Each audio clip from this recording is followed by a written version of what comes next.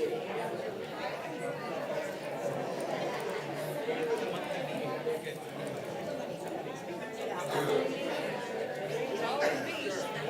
do this every month, same time, same place.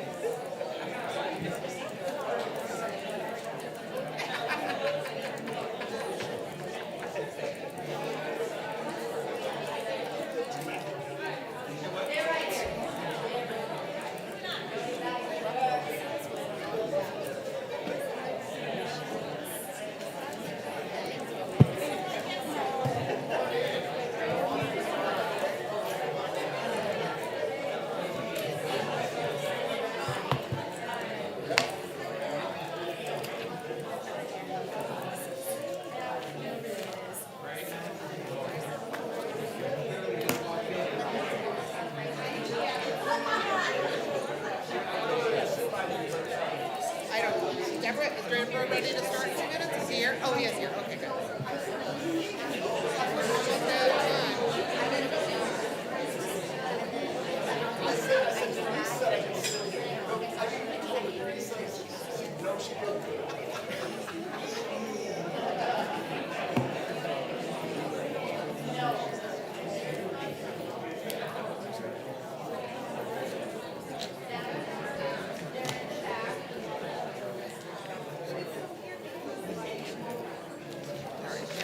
Do you have your proclamation? All right. It's time. Roll. You better get me out of here on time. Let's go. All right, you got 2 minutes. But you still have to get me out of here on time.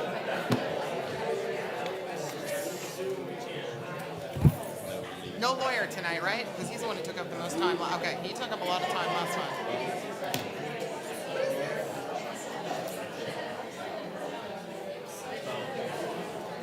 Yeah, where's your proclamation? Hand me your proclamation so you don't lose it between now and then.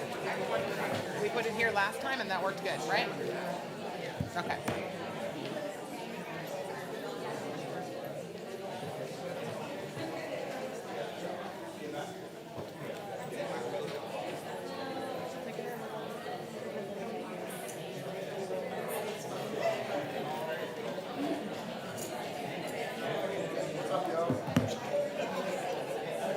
You can always make him smile free.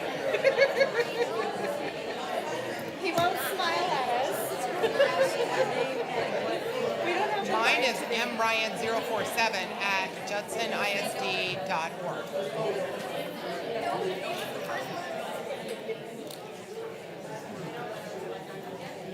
Hey, Kristen, do you think new? But there was one of these. I don't hate that. This a meeting of the Judson ISD Board of Trustees is hereby called to order at 6 p.m. I'm very pleased you've taken some time to join us this evening. As the Judson Board of Trustees, we are here to set goals and policies and oversee the management of the district. We are responsible for approving budgets, contracts, personnel appointments, and to listen to reports from our superintendent. We are not here to make administrative decisions or management decisions pertaining to the daily operations of the district.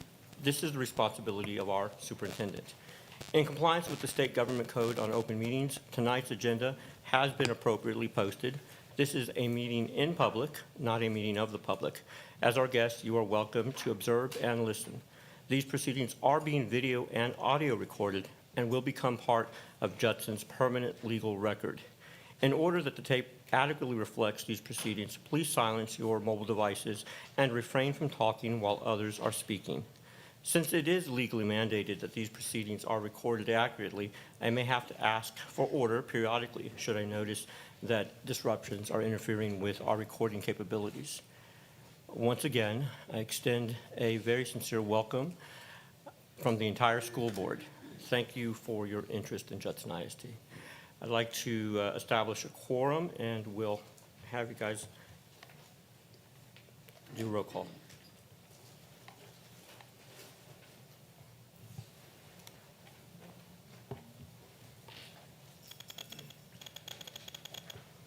Okay, we have a quorum, and Next, if Dr. Phillips. Yes, sir. If we could all please stand, please.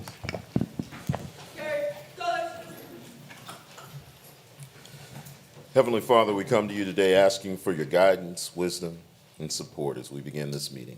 Help us engage in meaningful discussion, allow us to grow closer as a group, and nurture the bonds of community. We thank you for the successful outcomes of our school events and for all of our employees.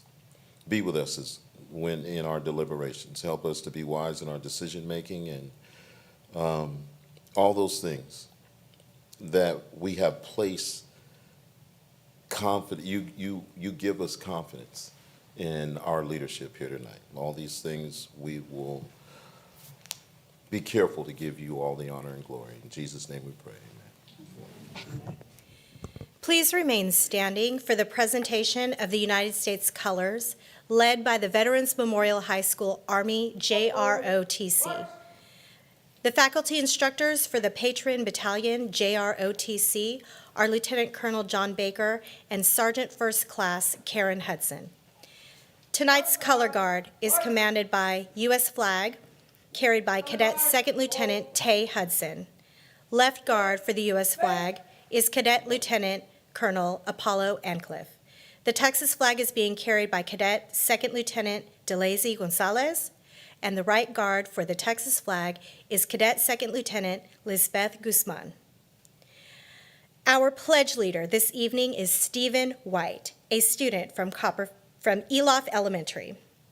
Stephen White is a third grader at the academy. He has been at Eloff since the first grade when he was identified as a gifted and talented student. He loves to read and participates in the reading club at Eloff. He enjoys building things. Last year, he was a member of the Lego Club, where he was motivated to become an inventor when he grows up. When Stephen is not at school, he enjoys learning how to play the piano, going to church, reading his Bible, and learning more about Jesus.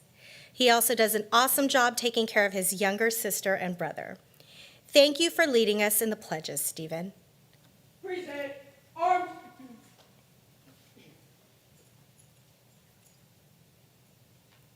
Pledge of Allegiance. To the flag of the United States of America, and to the republic for which it stands, one nation, under God, indivisible, with liberty and justice for all. The pledge of the Texas flag. Honor the The Texas flag, I pledge allegiance to thee, Texas, one state under God, one and indivisible. Order. Colors. Ready. Face. Forward.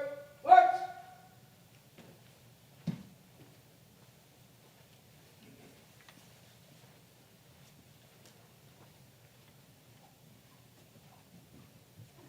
Work time. March. Color guard. Hold. See the colors.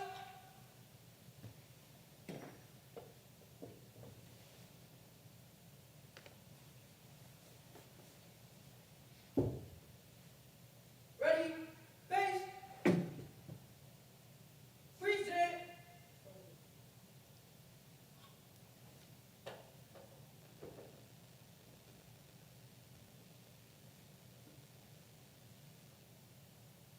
Freeze it, arms.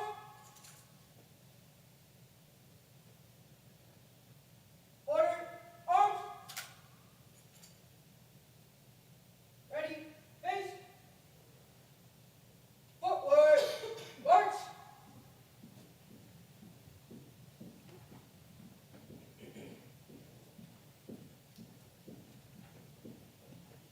Forward, march.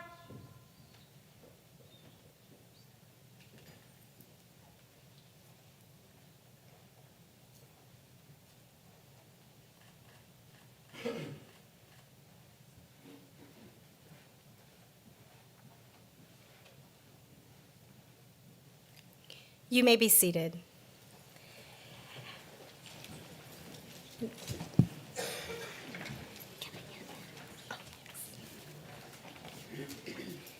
If we can have a round of applause for our pledge leader from Eloff STEAM Academy, Stephen White, his parents, Mr. and Mrs. White, are in the audience, and I know his principal is here, Mr. Wilson. Thank you so much.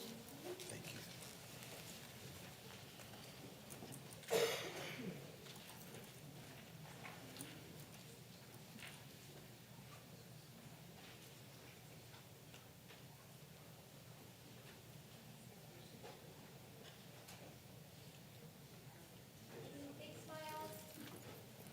Here we go in 3, 2, 1. Awesome job, Stephen. Thank you. And another round of applause for our JROTC Color Guard group from Veterans Memorial High School. Ladies, fine job, ladies.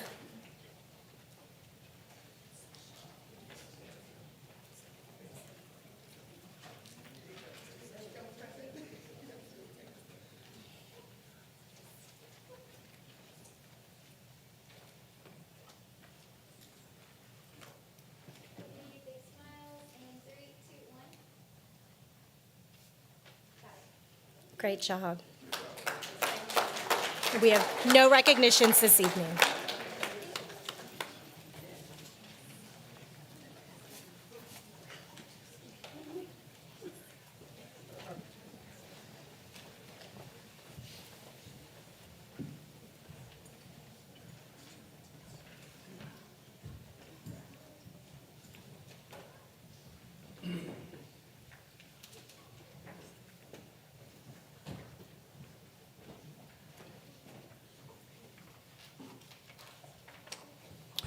I'd like to recognize that we have a city councilwoman from Kirby, Sally Hitt, with us today. Thank you for being with us.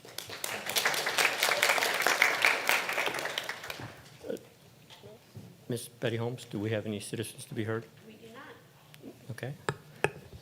So we're ready to move forward. Dr. Fields, if you'd like to start us off with the superintendent report, please. Yes, sir. First on the list is the monthly board construction report. Mr. Guidry? Yes, sir, Dr. Fields. Good evening, Board. So I'd like to start off with, we know that we've had some projects on the 2013. Oh. Is that better? I'm That's sorry. much better. Thank you. So we had projects on the 2013, 16, 17, and 22 bonds, as we mentioned last month. The 13 has been complete. We have some projects on 2016, 17, and 22 that are still pending. So I do want to focus in on Candlewood Elementary. So we've got the 2016, which is going to be, the scope of the work is the replacing ADA compliant signage, replacing sewer lines under the building. What's also happening in 2022 is the chiller replacement over there as well. Last month, the construction documents for 2016 were 90% complete. This month, they're actually at 100%. So as a result of that, we'll be going out for bid for the 2016 for competitive seal proposals to get started with that construction, again, for the 2016 project. In addition, going back to Candlewood Elementary, the chiller replacement, that is on hold right now. We're just waiting on the chiller to come in, but as soon as that chiller comes in, which should be in the spring of 2024, we'll get that project up and going. Thank you so much. Yes, sir. Yes, sir. Next is a presentation on our, oh, I'm sorry. Hold Did you on. guys Are there have any questions? Yes, I had a question. Ms. Stanford, go ahead. Yes. Yes, On, ma'am. On Candlewood, is the life skills room part of the Yes, remodeling ma'am. that we're doing? Correct, yes, Do you ma'am. have a timeline on that? I don't at this point. As I said, we are at 100% complete on construction documents. So what's going to, the next phase is going to be, we're going to send out the proposals for bids for the contractors. And then that should be going out in November. So once the board approves the contractor, we'll be able to move forward with the project. And we'll have we'll have a better timeline for that. Are we currently in compliance? Yes, with- ma'am. With the life skills room? Yes, ma'am. Correct. And will that include expanding the room? I don't Giving them know more all the space? complete details, Ruben. I don't know if you have all the complete details on the Candlewood project. Are we expanding the life skills room? I know we've got some work that is going to take place. I just don't know the specifics on that. Thank you, Ruben. Good evening. We are actually taking 2 of the existing rooms and we are modifying. We are expanding on the restroom facility. We're also providing a kitchenette, laundry area to accommodate the new things coming in. Okay. So, and you'll let us know when there's a idea of the time. Yes, ma'am. Okay. Yes, ma'am. As I said, next month we'll be going out for bid. Okay, thank you. Ms. Ryan? Yes, do you have an update on the meeting that you had for, regarding the roof project that you had the week of October 9th? Yes, for the 2016 Phase 4, we did have a meeting, Yes. was it last week, correct, Ruben?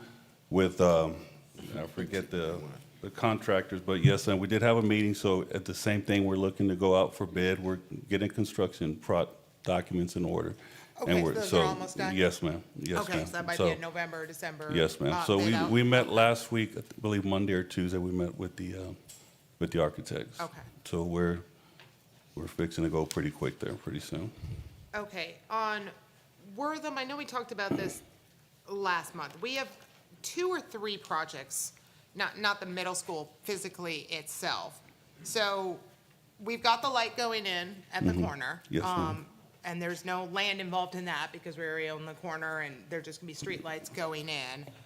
The land we're talking about in your notes is really at the traffic circle, right? It's That right one at, corner? it's the corner of, I believe, I forget, but it's right across the street from the circle, you are correct. Okay, Yes, that ma'am. little corner there. Yes, ma'am. And then, is there also a gate project to move that gate, the HOA gate? You know, that right as you turn right on Walden Walk, the entrance, they have the HOA has their gate right there.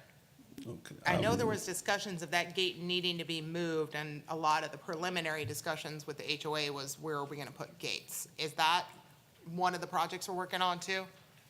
Yes, ma'am. Okay, That's included in the, Construction of In the light. middle school. in In the the signal light. light. Oh, in the light? okay, Yeah, okay, that so portion light, of the gate, project. and traffic. So they're gonna move the gate into the middle school in conjunction with the light in front of the elementary? Understood? Yes, sir. Okay, who's eating the cost of that? We're moving the gate, right? Yeah. Okay, that's why I figured the HOA wasn't gonna wanna pay for that, so. Right. So really, we've got 3 road projects related to that middle school and elementary school complex. Okay. In regards to elementary 21, you had on the update that there was a meeting with City of Selma also the week of the 9th. Do we have an update on that meeting? You have an update? No update on that one? No. Okay, well, did Okay. you have the meeting and everything went good? It was a preliminary Wait for me. review Okay. for the drawings and for them to give us preliminary comments. Okay, but everything went, Yes, ma'am. no issues with City of Selma? Okay. None. Because we have people there. And then Hartman Chiller, it said the Chiller submittals are under review. I just didn't understand what that meant. May I explain? Yes. So, so the contractor will gather up the types of documents, the nomenclature, all the specifics with those particular parts. He'll submit it to the design team so that they can review, check it off, make sure it complies with the drawings and the specification. If it does, then the contractor orders it after that. Okay, great. Nope, that was all the questions I had. Thank you. Are there any other questions? Go ahead, Dr. Fields. Yes, sir. Next is the presentation of the beginning of the year data with Dr. Toppin and Dr. Summers.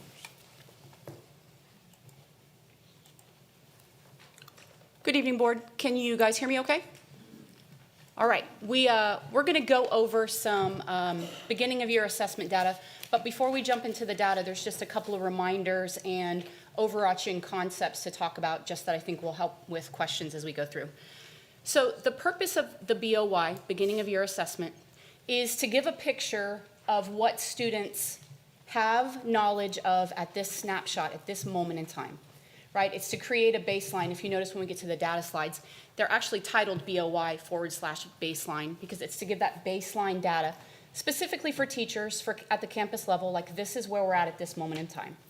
When we look at the data, you're going to hear me say things like the students that are in the green are poised and ready to go to receive grade level material. So I just kind of want to give you guys an idea of what that looks like. So then another question you may be asking is, what do we do with this data?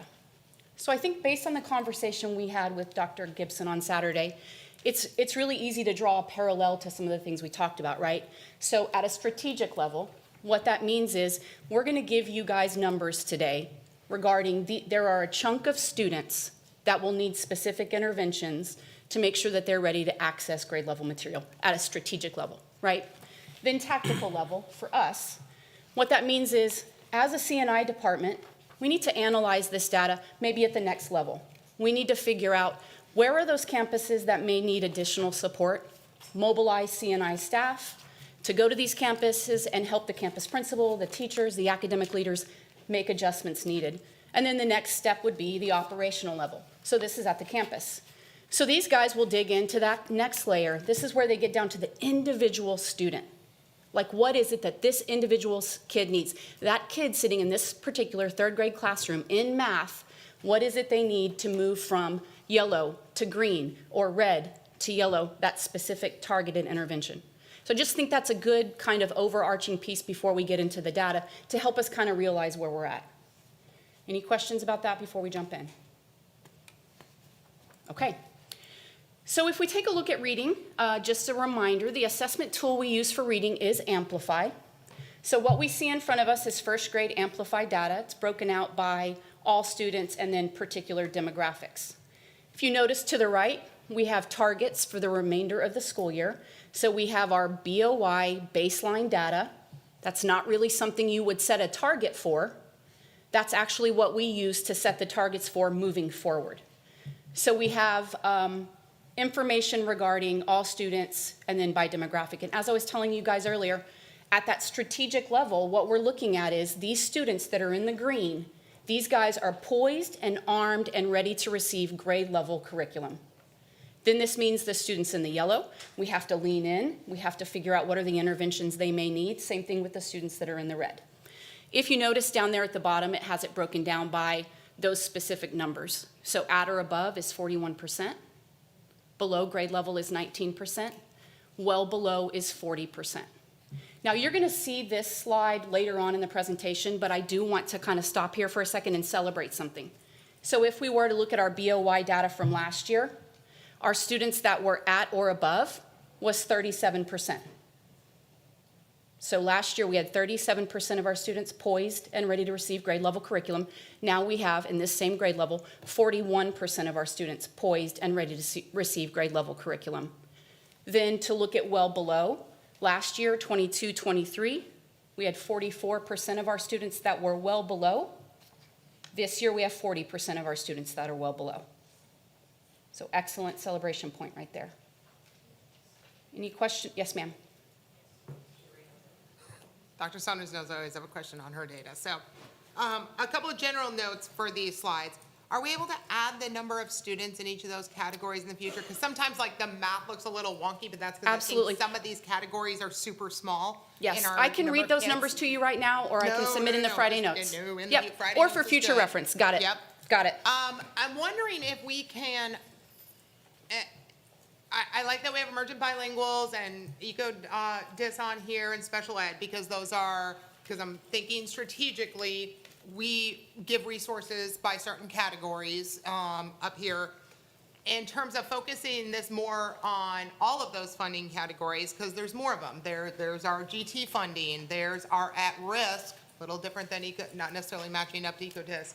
And GT, dyslexia, although probably not a lot of kids in the first grade group for that, but in the further ones, so that we can really, when we're looking at programming and certain kinds of money, we can, correlate those to actual test results on there. I just want to summarize what I heard you say. I want to make sure that we're on the same page. So what you're asking for is in the future, tease it out a little bit more so Yeah, that we can at anything some we point get connect special money funding to, for, yes. Yep, that Yes, we ma'am. can allocate by category, because we don't allocate resources by race, but Yes, we ma'am. allocate it by other labels that children have that come from different state, federal type money and our grants. For the first grade specifically, what would be interesting to tease out on this from a strategic level would be of those economic disadvantaged kids, how many of those went through our pre-K early literacy program? That is a great point. Because I'm thinking, what can we do to get ahead of this before that first grade beginning of the year data? And that involves pre-K and kinder to get more of them prepared. So how many of these kids went through, if not trying to up our pre-K numbers in certain categories, if there's some evidence, obviously I think nationally there's evidence that pre-Ks lead to early literacy skills. Be interesting to look at that. And from the SPED standpoint too is, how many of these kids got in on ECSC and Child Find? Because there's probably not, and this is not just us, everybody, not enough advertisement of those services to try and get some of those kids into the system early. Get all those early interventions when they're 3, 4, and 5, so that when they're heading into first grade, we've got a much better baseline for them. They've been in a system for 3 years, working with our curriculum that we have for ECSC, and being able to do that. So those are my comments on first grade. Yes, ma'am. Before we leave this slide, I would be remiss if I didn't say this for all the slides moving forward as well. When we talk about celebratory points, when you look at special education, 23% at or above, I just want to remind you guys that this is an assessment that is taken without accommodations. That is remarkable. So I just want to kind of let that soak in for a second. 23% of our special education population in first grade is scoring at or above grade level without accommodations. All right, I'm going to transition. Dr. Saunders, Yes, before sir. you go forward, I just wanted to obviously just remind my colleagues that this is something that we could actually spend a lot of time on. And so certainly we want the overview and the preview and the strategic discussion. But if at any point, and I would be one that would raise my hand for this, to have a workshop that's more dedicated so that we can have a lot more time to get sort of those responses. So the high level conversation we have today will prompt that. But I would say in the future, we may have a special meeting just to address some of these things that address intervention and all of those things that we need.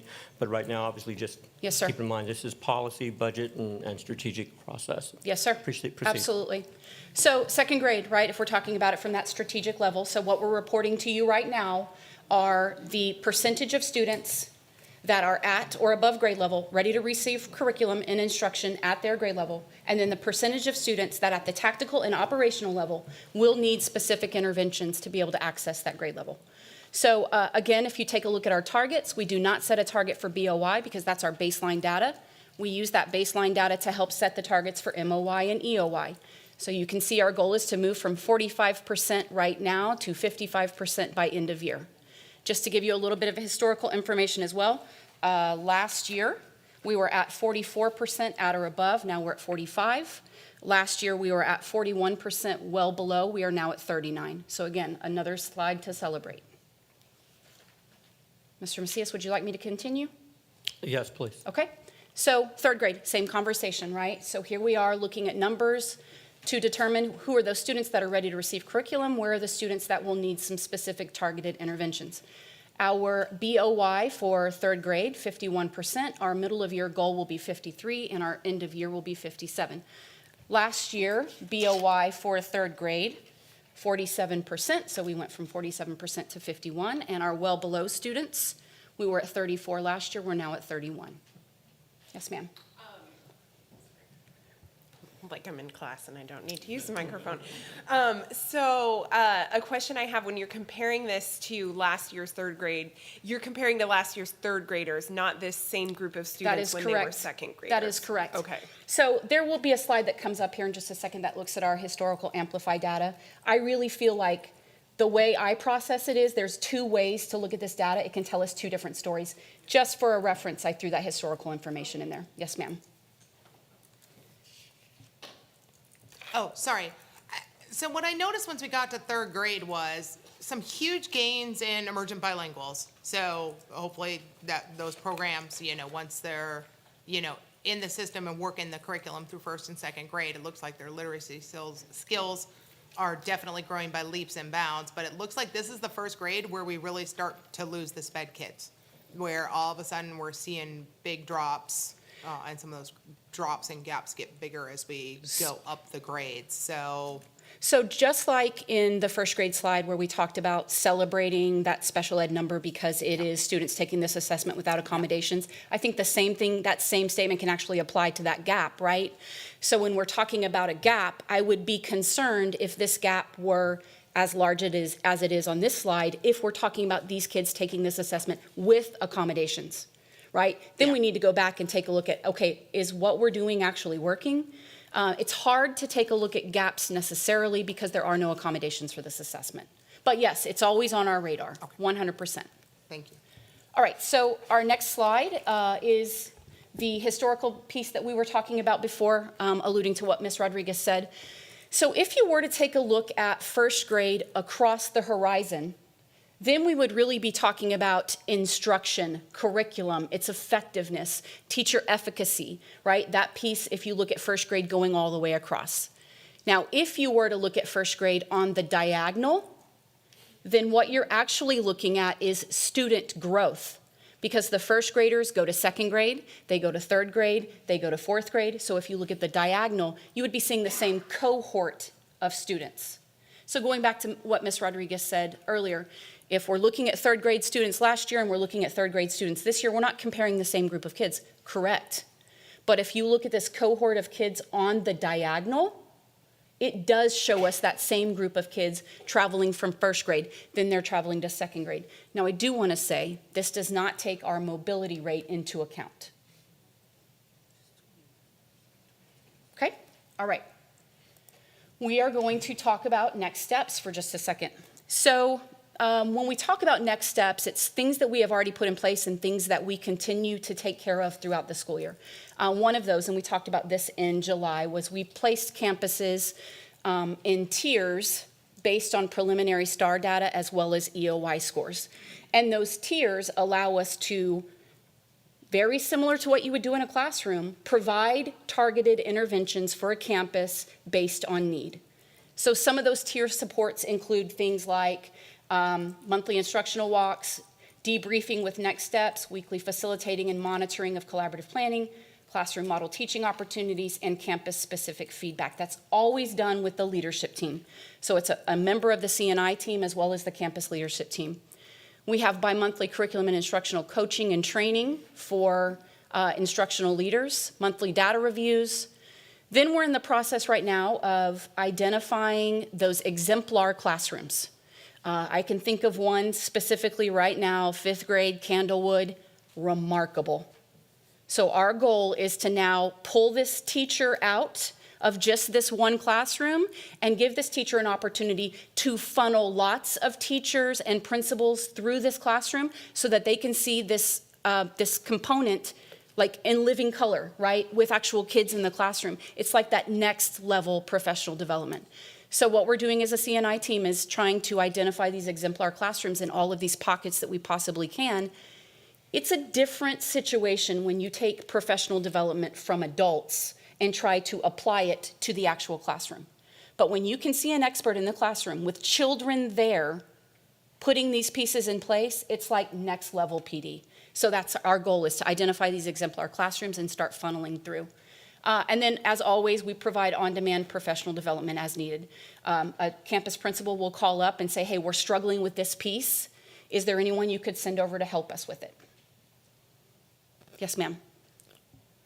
How about the special education students? Do we, because I don't see anything with a specific plan for them, do we have exemplar SPED teachers? Do we have exemplar co-teachers and exemplar resource teachers that are getting after it and this applies to both RLA and Sure, Eureka, sure. obviously, also, because we've invested a lot of time and money into teaching the math teachers how to teach Eureka. We've given that same amount of effort into all of our SPED teachers and paras, on their support to both RLA and So Eureka. multifaceted response. So yes, we provide specific professional development for special education teachers, for RTI teachers. We're always looking for those exemplar classrooms, those exemplar small group instructional settings.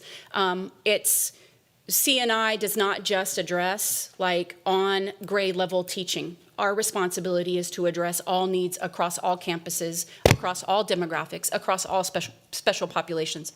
When Dr. Duhart-Toppin gets up here in just a few minutes, she's going to talk about some specific special education pieces.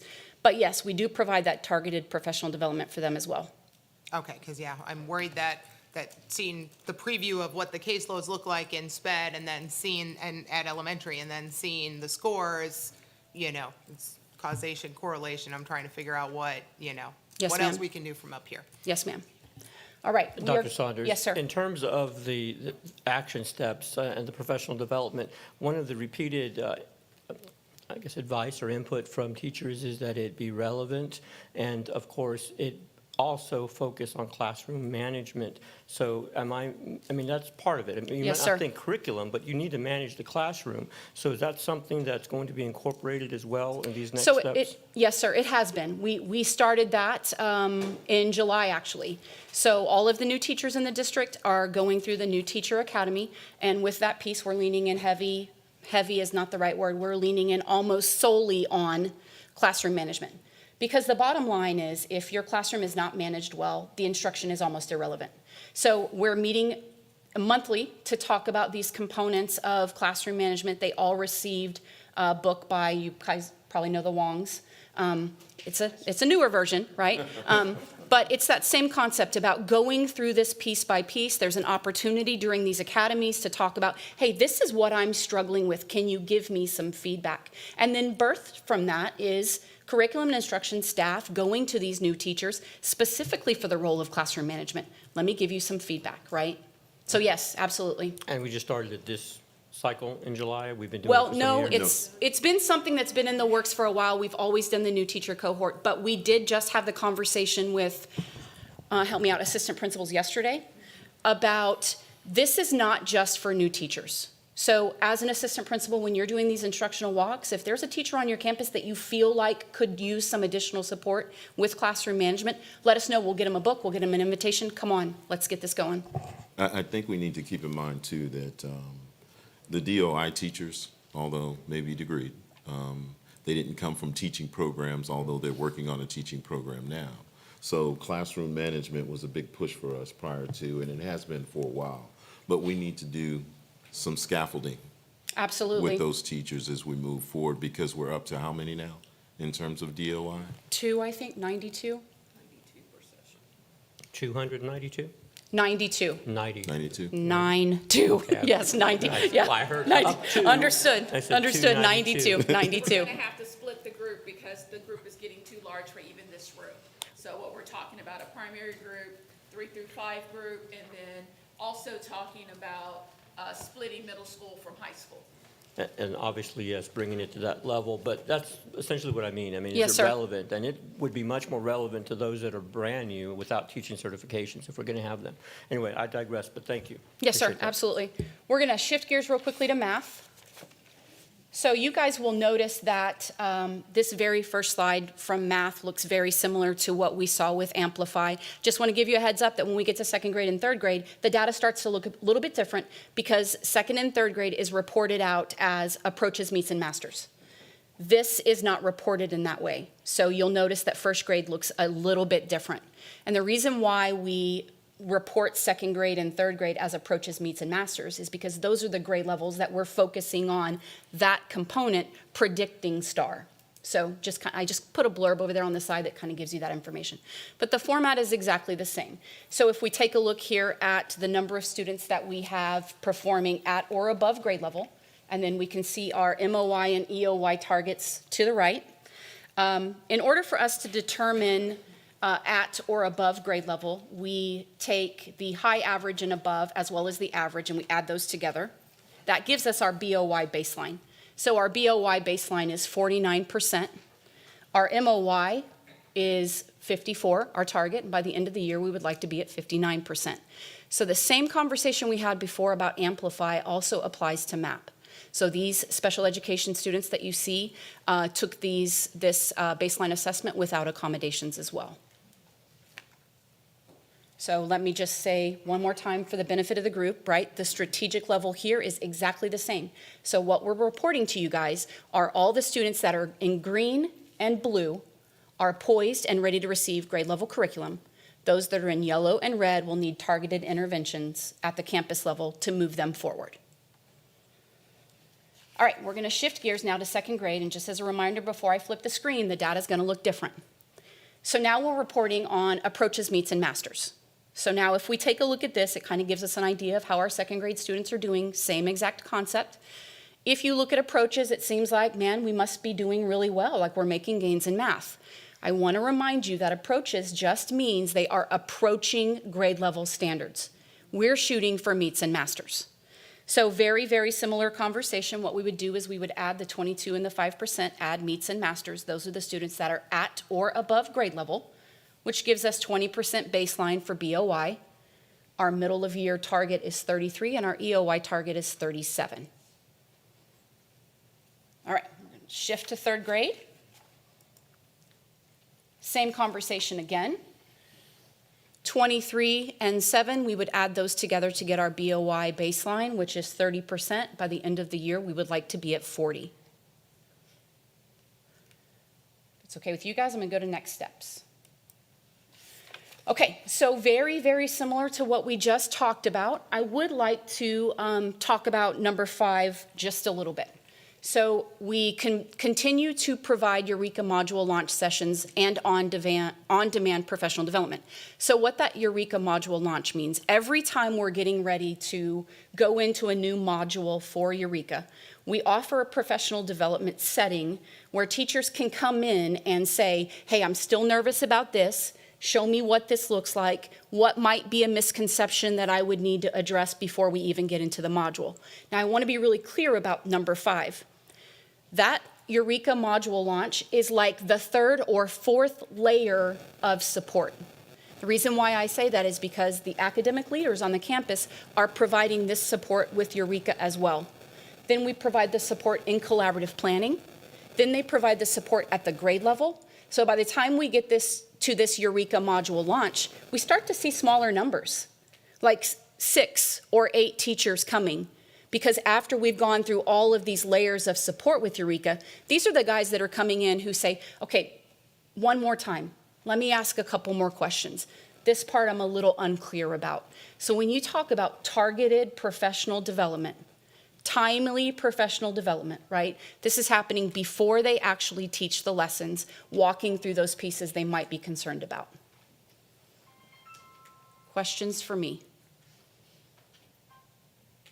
All right, I'm going to turn it over to Dr. Duhart-Toppin.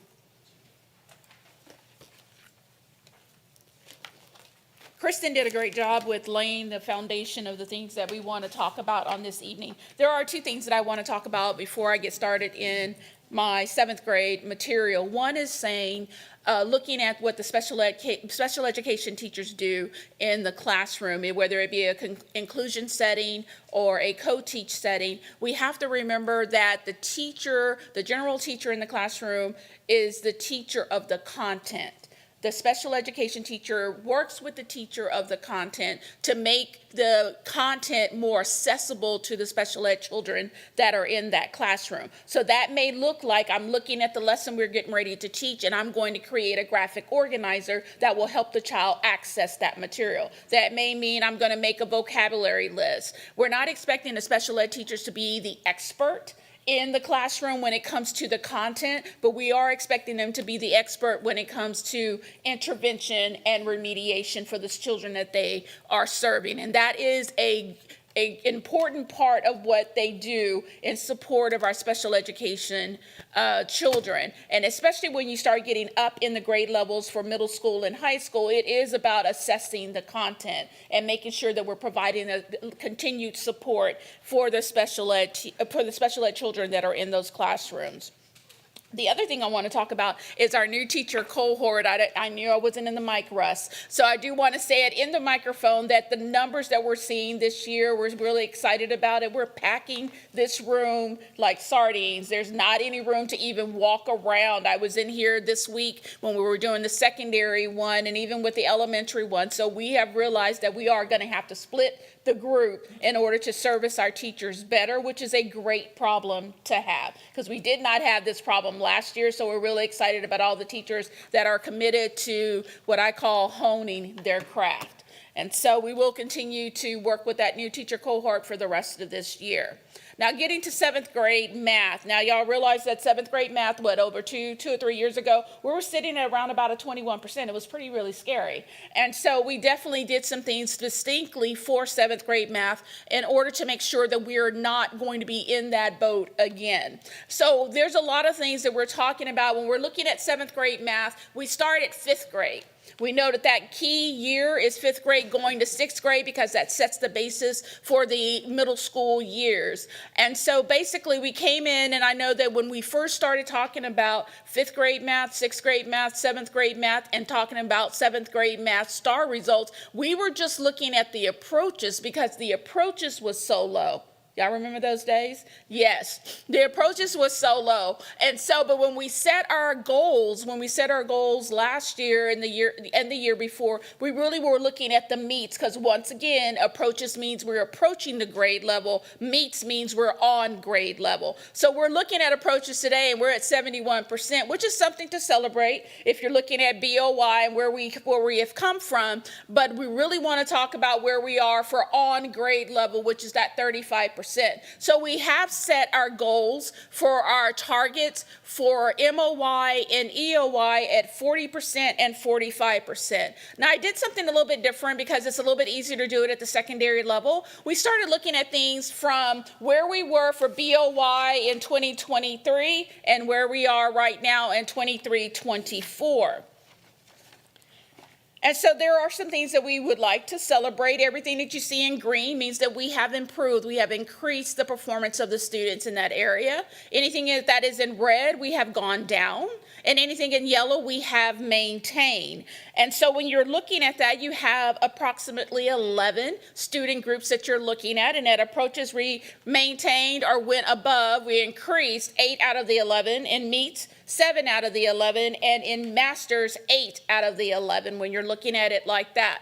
Again, when you're looking at those numbers, you have to keep in mind that in certain student groups, we are looking at very small numbers, like 6 kids, 4 kids, and that will make a difference in how the data is looking during that time. And so what we did is we looked at a green. I always like to celebrate green and hats off to our elementary teachers and principals for working really hard to make sure that we continue to grow in that area. Also, we are also making sure that we're keeping an eye on our high focus group. That's a new terminology that's come out this year from TEA. And in that group, which is where the concern is, it's not about how many you have, it's just if they're in that group total. And that high focus group is our ECODIS, our SPED, our EBs, our foster children, our homeless children, and our migrant children. And so when we're looking at that high focus group, we wanted to make sure that we're seeing movement in the right direction for the kiddos in there. And I always have to talk about STAR because what we do is leading to STAR. Even though we don't have the data that we need right now, I do want to make sure that we're using the same terminology that is being used in STAR when we're talking about our BOY baseline data. Any questions on 5th grade? Hey, Dr. Toppin, that emergent bilingual number, have you figured out the secret sauce of what happened with, like, that's just so. That's not almost unusual in artificially secondary. high. Like those kids are rocking math even more than any other Yes. group is. Have you figured out anything, like any Math explanation, or is just a- we got lucky? Math is a universal language. Think about it. So maybe because we let them access the curriculum in their native language earlier, then we're reaping those rewards in 5th grade. Because it won't look the same like that in reading. Yeah. But math, a number is a number is a number. And we do see that in that kind of differences in the data when we're talking about our EB babies and what they're doing as far as math is concerned. And that number also fluctuates with the number total of students that we have year to year, because that is a very transient group. Yeah. And so sometimes the numbers will be really high, and then sometimes the numbers will be really low. In this particular case, it's only 152 kids. Okay. You can do a lot with just 152 kids when you're talking about across an entire district. Okay. All right. Thanks, Dr. Thomas. So going to sixth grade math, our targets for MOY and EOY is 30 and 36. And again, look at that approaches number when you're looking at all students with no accommodations, like Dr. Saunders was saying, 68% approaches, but at meets we're only at 26. And so definitely something that we would need to look at. So we're saying that, at approaches, they're approaching a grade level. Meets means they're ready for grade level material at that particular time. And so when you go in and look at it in this format here, we're looking at, out of the 11 student groups, 9 of the 11 either remain the same or they increase. 9 of the 11 groups in the meets category remain the same or they increased, and 11 of the 11 groups either remained the same or they increased. Again, don't let those zeros fool you. That means that we may not have had any students in that category this year, or we only had 1.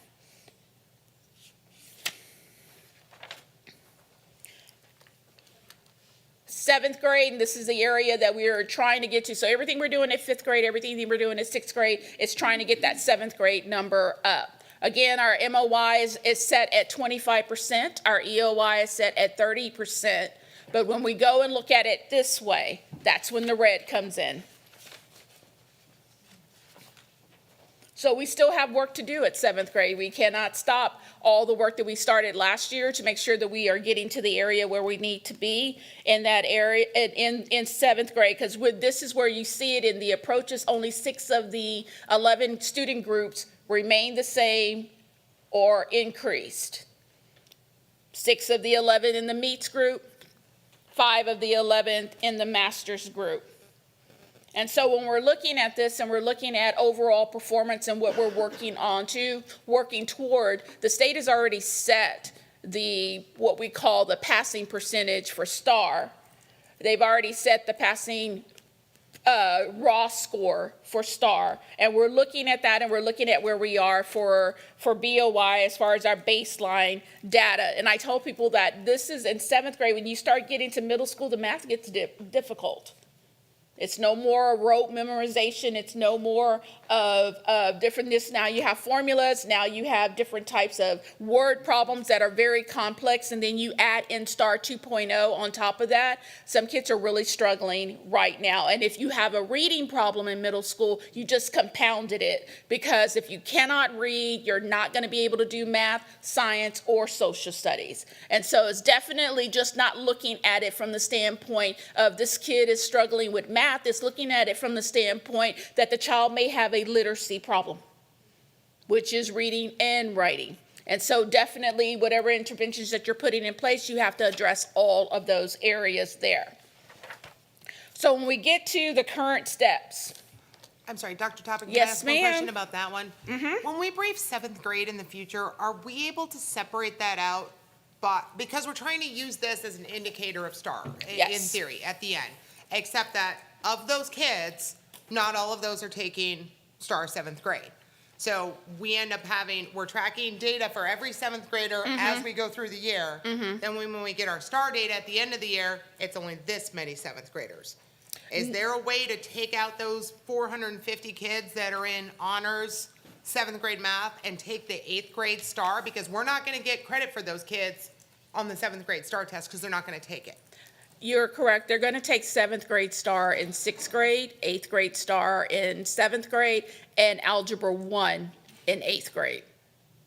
So the kiddos we're talking about on our honors track are accelerated I was not track. tracking that they took the seventh grade and sixth grade. I just thought they took just sixth grade and then eighth grade. No, they That take we hadn't seventh. picked They seventh we and will. eighth. The honors classes do sixth grade math and a half of seventh grade.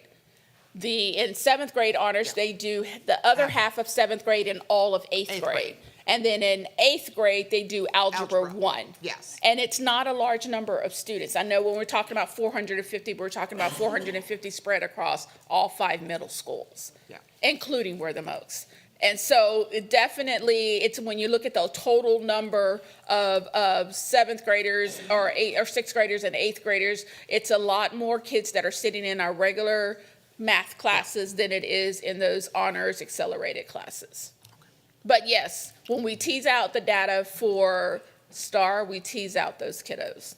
Okay. Yes, ma'am. Yeah, because otherwise the numbers don't directly correlate because we're testing 2 different groups of kids. But again, MAP is just testing, are you ready for grade level work? Do you have the skills and the knowledge to do, ready to be introduced to grade level work? Okay, so a lot of the things that Kristen talked about, Dr. Saunders talked about in her presentation are some of the same things that we did, because I'm a firm believer in system work, which means that it's vertically aligned from K all the way up to 12th grade, pre-K to 12. One of the things that we're really pushing in middle school and in high school is a CRA strategy, which is conceptual, representational, and abstract, and really trying to go back to conceptual teaching and tier 1 instruction. And what we realize is that our kids that are struggling in math are struggling with concepts. It's not that they don't know what to do with naked numbers or anything. It's the concepts behind it and making those connections to where it needs to be. And so we can't just show them how to work the math in one way. You have to show it to them in a concrete way where they're actually moving blocks and putting blocks together and building all of that. And then you have to show them in representational ways where they're looking at visuals, whether that visual is a chart, a graph, some other type of stimuli, and before you take them to the abstract.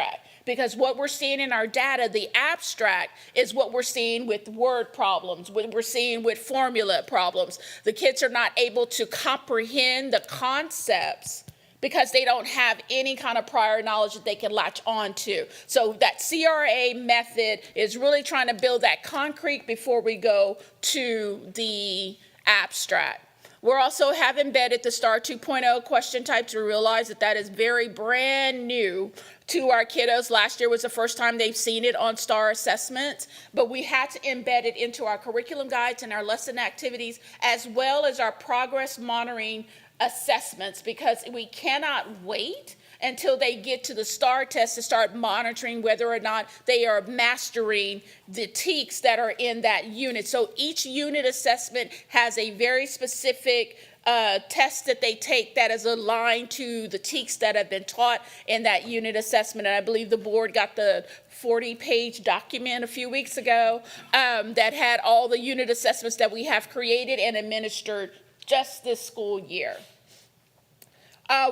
We did the tier 1 instruction, and you'll hear me talking about it over and over again, tier 1, tier 1, tier 1, because I don't care what kind of tutoring program, what kind of Saturday school, what kind of after school, before school program, if the magic is not happening in tier 1 when the kids are with their teacher during the school day, you're not going to move kids. So it's very important that we take care of what's happening between this time and this time in the classroom and put all of our concentration in making sure that kids are receiving instruction at the level of the rigor of the TEKS that they're focusing on.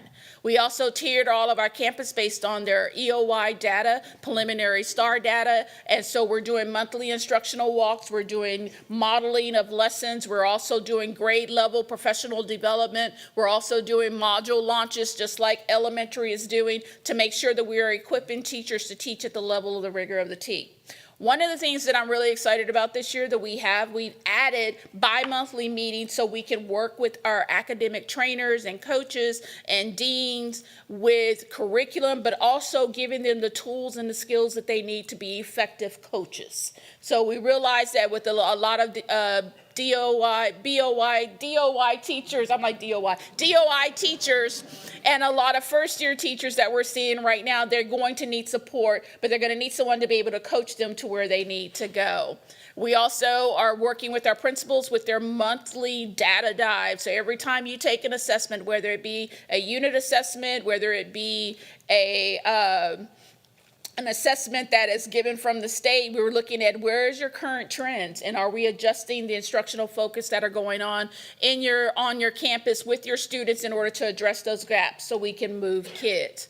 And then the last thing that we've done, we continue to use Mathia, which is our online intervention program, in order to provide enrichment and intervention for our students in an individualized way to support their overall internalization of concepts so that they are able to maintain and also to address the gaps that may be in their learning that we tell our teachers all the time, you cannot go all the way back to third grade and stay there, because you have kids in your classroom that are at the third grade level. We have to teach on-level TEKS. But Matthias provides us with an opportunity to provide intervention individualized for the students that need it to build their skills in the area so they can do on-level grade work. That's it. I have a question, Dr. Dortoppen. Yes, sir. Individuals learn differently, so. Yes, they do. And do we have strategies that we're implementing to address that? Differentiation. And do we have after-school tutoring or tutoring for students that are behind grade level? Mm-hmm. And that's what I imagine is aligned with the TEKS, and is that tutoring happening with the same teacher, or is it happening with different groups? What does that We look require like? all of our teachers to tutor, so you're tutoring your kids, so you invite them to come, but also I'm a firm believer that sometimes kids learn from other people. I see you every day, I'm not getting it from you, maybe if somebody would teach it to me in a different way, I will get it. But we do require all of our teachers to offer tutoring during the week.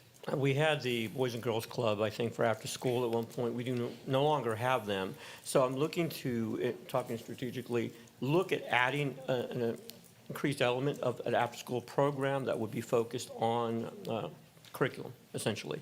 So, but my other question for you is retention. Great action steps, but at the end of the day, we've talked about how we have a bunch of new teachers come in and now they're learning. So the goal strategically would also be for teacher retention, to keep these teachers focused and happy and all of those things in the classroom. So you don't have to answer, but just giving some thought to that, what are those teacher retention strategies to also make sure this information they're getting and we're training them stays and supports students in the community? I will tell you, I think we have the best levels of support here in the city. We have, not only are we do our new teacher academy to launch for our new teachers and introduce them to Judson ISD and all the great things that we have for them, but we also run a new teacher cohort that we meet monthly, and we meet by whatever level that you're at. But in addition to that, we have campus lead mentors that are working with teachers and that are meeting with teachers monthly. Each teacher that is brand new to us is assigned a mentor that works with them individually and helps them navigate the world that they just now have entered. But this year we have added, thanks to the board's support, we have added the DOI mentor, which is really focusing on helping teachers get their certification, because we don't want them to leave because they can't get certified. So we're adding that extra layer of support. In addition to that, we release a catalog every year for teachers so they can choose professional development. And we have encouraged our principals that if you have someone struggling, you need to refer to that catalog and give them ideas of where they can go to get additional help. But we also, we have spent the money as a district to put academic trainers on every campus. And part of that role is to provide direct academic support to teachers that are new to the profession in order to make sure that they are seeing not only their mentor, not only their campus lead mentor, the mentor that is assigned to them, but you also have an academic trainer that is checking in on you also. And then we are sending out all of our coordinators from out of my department are going out to campuses and sitting in collaborative planning sessions to help teachers grasp the concepts that they're trying to teach and build the lesson plans that they need to build. So there's professional development coming out of their ears. I think that we have several layers of support to make sure that teachers are not going to leave the profession because they feel like they're not supported. Well, I appreciate a very thorough answer. Well, bottom line, we look at teacher retention numbers, and this year, as we look at our budget, we'll look again at what the retention rate has looked like per grade, and if these strategies that we have, and thank you, administration, for implementing them, are they working? At the end of the day, there's a big investment of time and resources. So, thank you. Is there any Not other a questions? problem. Ms. Stanford? How long have we been doing the Mathia? Mathia this is our second year. Right. Third year in Mathia. We are providing it basically for grades 6 through 12. 6 through 12. So you have an ongoing internal assessment where you can catch kids pretty quickly that are behind, Yes. right? So it sounds like Mathia is one intervention or prescription or something you can apply immediately within the classroom.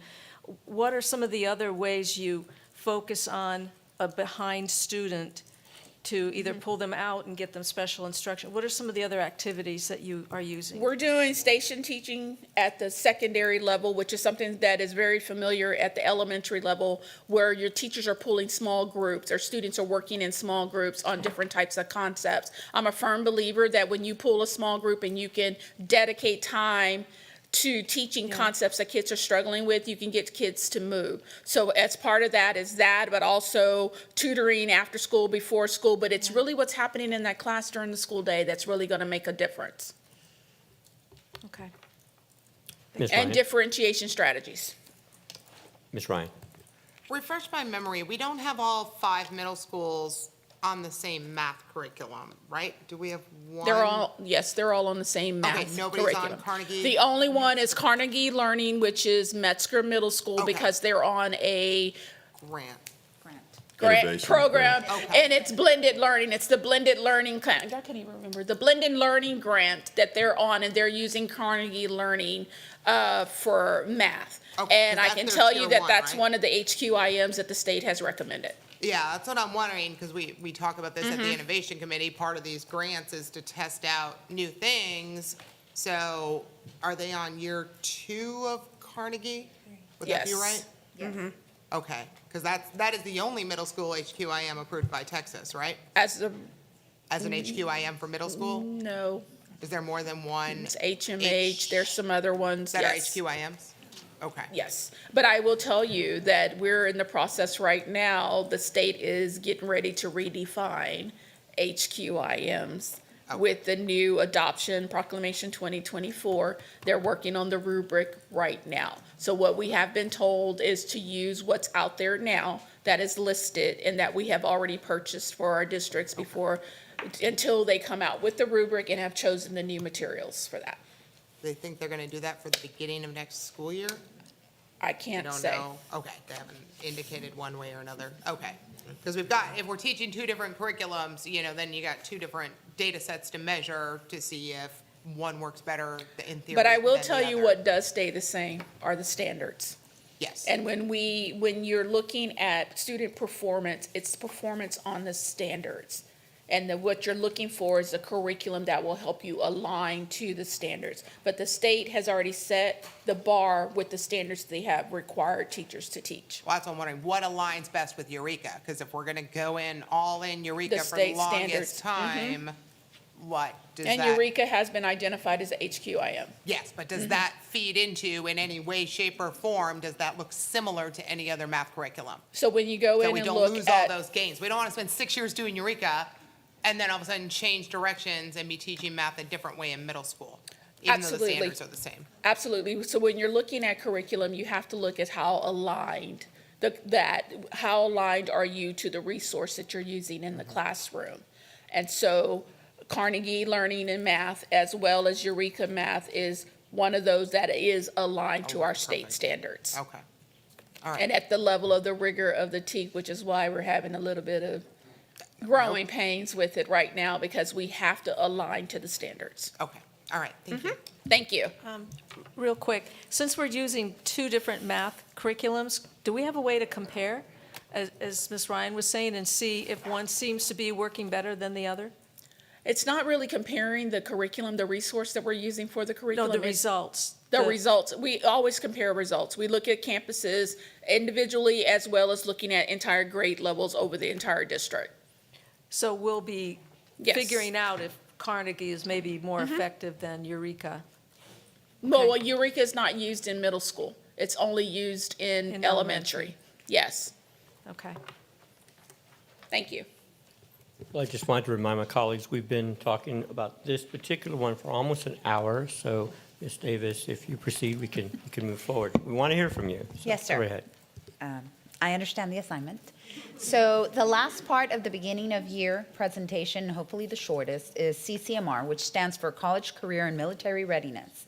This is a major component of our accountability as a district and as a school. And board members, you may recall that several months ago, I had shared with you some of the changes that the state has identified and how they're going to look at our accountability.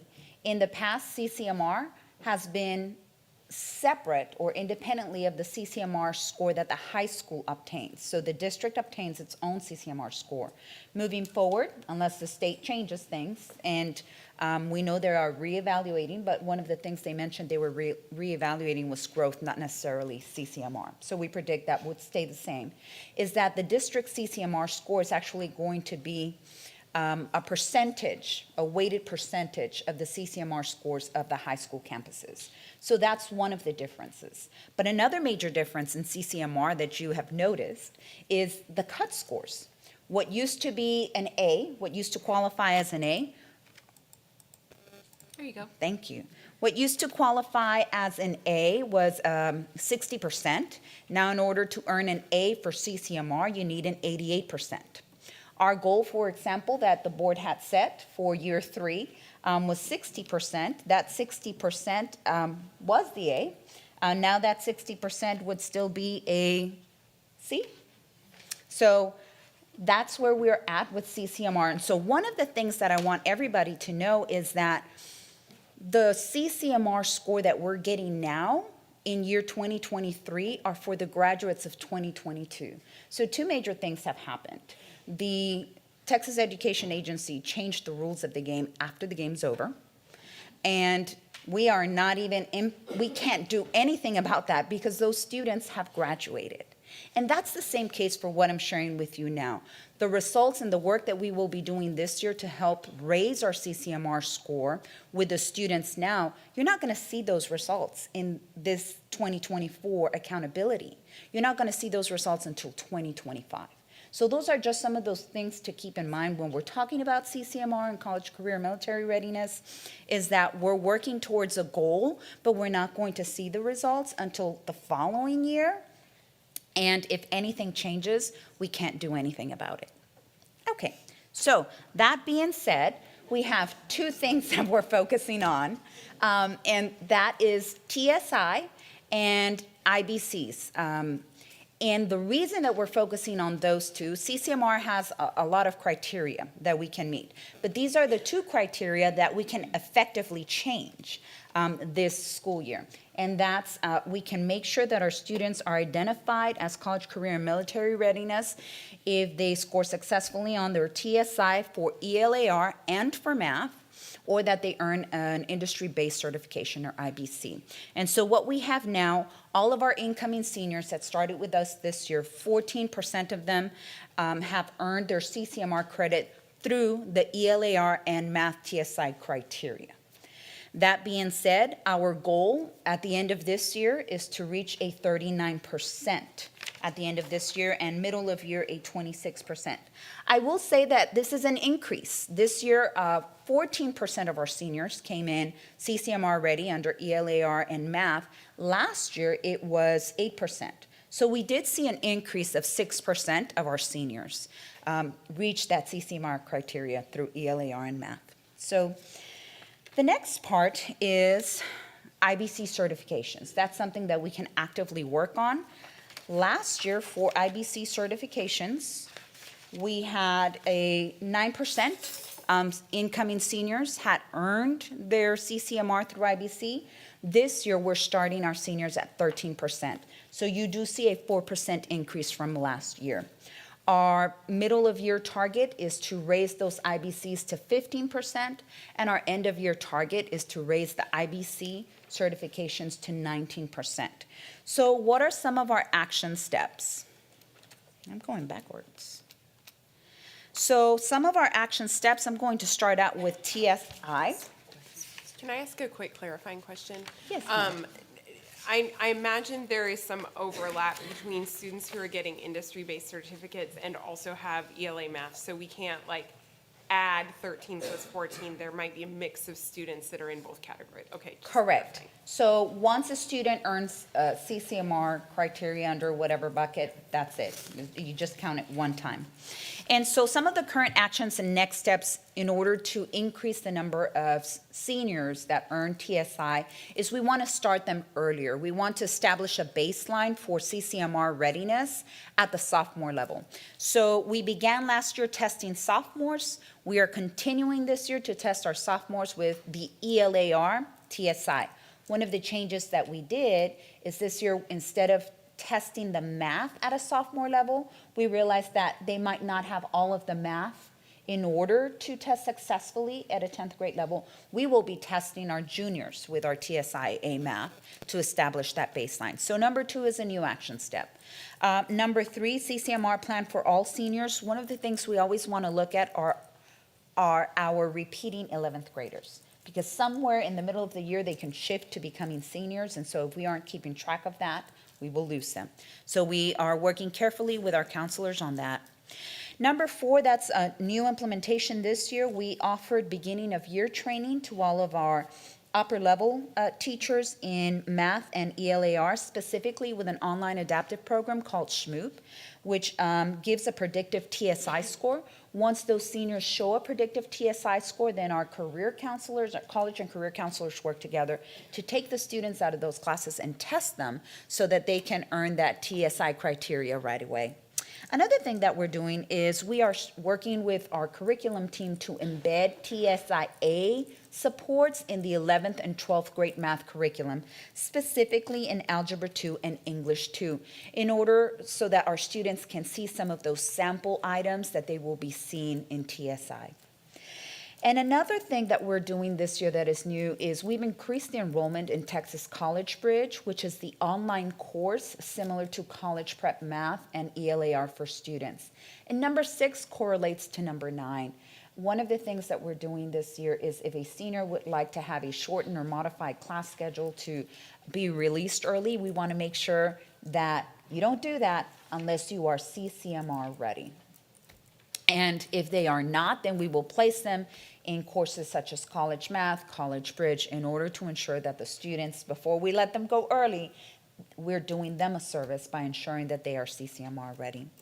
Of course, we are working with NIMSI, which is the National Math and Science Initiative, and they're providing coaching to our curriculum specialists so that as they're drafting our curriculum guides and as they are training teachers, they're really able to focus on that rigor that is needed to ensure that our students are CCMR ready. And then we are working on increasing our communication to our parents in our community by creating flyers regarding college readiness testing, and college readiness testing parent night is one of the things that we posted. Can you talk just real quickly, on the increasing rigor for IBCs?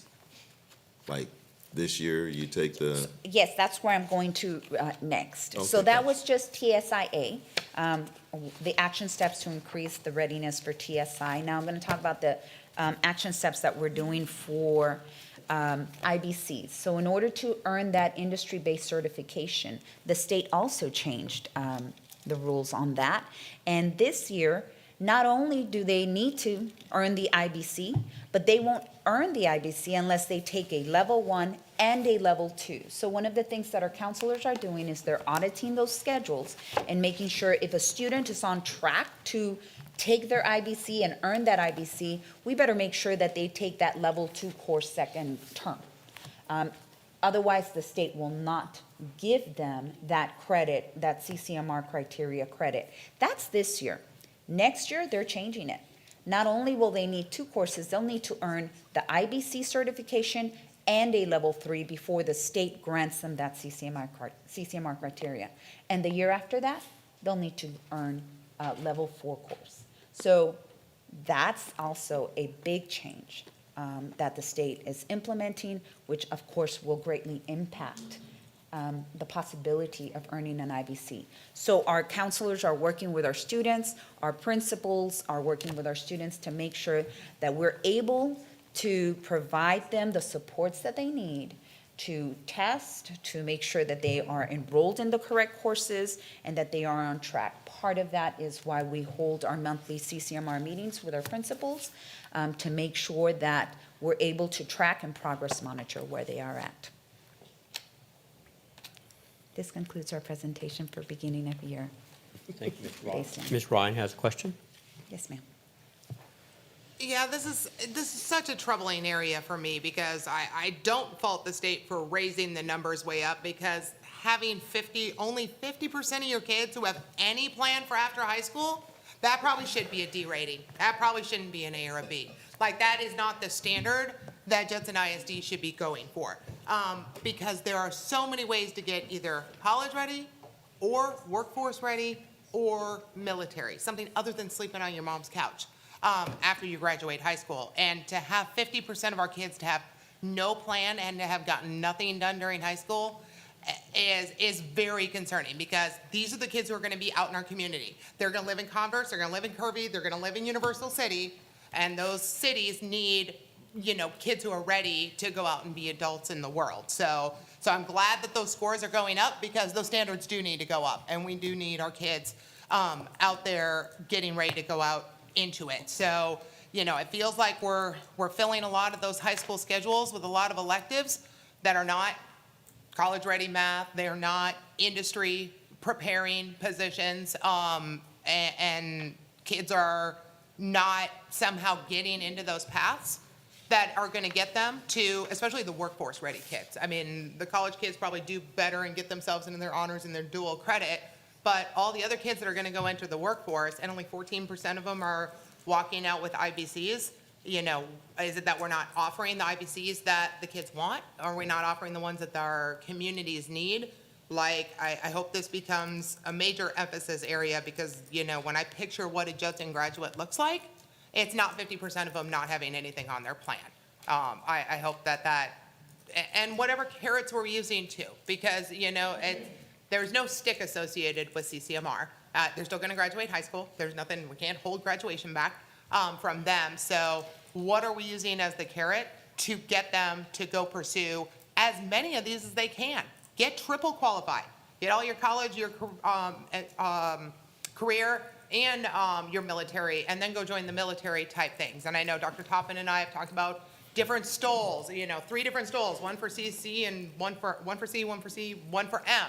Let's get these kids excited to go earn all of these things that they can then put on their resume. So if we can explore some more carrots to get more and more kids to meet as many of the criteria as they possibly can, so that every path is open to them once they graduate.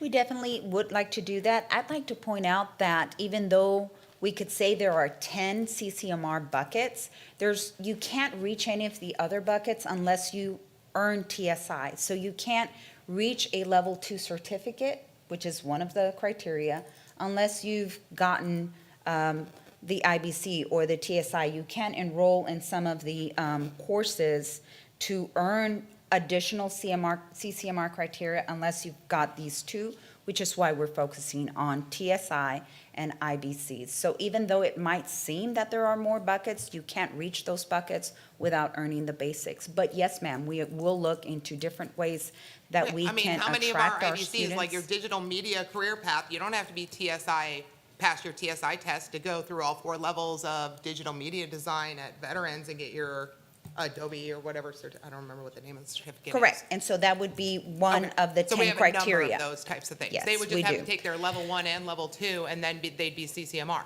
Right, and So that's instead of just electives, they one could be taking criteria that our digital media students design meet. as an elective, and they would still meet it. This year, exactly. As that moves forward, it'll be 3. Yeah. And what happens is that becomes a true commitment on the point of the student, because if you're in athletics or ROTC, you have to forgo those and go straight into this if you want to get to that third level of performance. In addition, the other thing that you stated, Ms. Ryan, I agree with you, that we need to do better in terms of the number of students that are prepared for, CCMR. But I would also say that it concerns me that you change the rule, but what we've done to master your expectation is already cooked in the books. We can't go back and change that. If they said going forward, this is our expectation, and then now we can put implementations together and say, hey, this is what we're going to do to change that. We'll encourage seniors by saying, hey, we want you guys to get off half day, your second half of the school year. But you got to be CCMR qualified. And if you're not, then we're going to have you sit through a CCMR qualifying, TSI test. But to do that and know that that's already cooked in the books and we can't change it, it's disheartening. Well, I did want to find out if there are any other board members that'd like to ask Ms. Davis a question before we move forward. Ms. Davis, thank you so much for Thank the you. presentation, and Dr. Duarte-Hoppin and Dr. Saunders. Very thorough and very helpful. Dr. Fields, if Yes, you want to sir. move on. Next is lockdown drills came up because there was an article with one of the local TV stations that were going to do a report on the lockdown drills for each of the local area school districts. And we wanted to come and brief the board on some concerning areas that we had in terms of our lockdown drills. So I'd asked Mr. Fields to come up and speak briefly about where we were last year, is what the report was on, and then how we're going to correct that going forward in terms of what we found were concerns. So, Matt. Good evening. That was a lot of words. I'm going to keep mine a lot shorter. So in 2022, 2023, we implemented the lockdown procedures per the TEC rules. These first two slides are just going to be kind of informational. These are our lockdowns that we did in 2022, 2023. The first slide is going to be the elementary schools. The next slide is going to be our secondary, middle school and high schools. So this is the TEC rule for drills. I've cut it down to focus on what we're talking about here, which is the lockdowns. The lockdown rule is that we have to have 2 total in the year, 1 per semester. So to reflect on that, in 2022, 2023, we identified a few areas of growth. Some of the campuses, as you saw on the first 2 slides, had 2 fall lockdowns, no school lockdowns. There was 3 occurrences of that. We had 1 lockdown total for our campus. There was 2 of those. And then we had some that exceeded the requirements. We had 17 that did 2 in the fall, 1 in the spring. We had 1 that did 1 in the fall and 2 in the spring. So Dr. Fields asked the team to identify what was the cause of this and how do we prevent this from happening in the future. So I called around to the campuses. Thank you to the campuses that got all this data to me pretty quickly.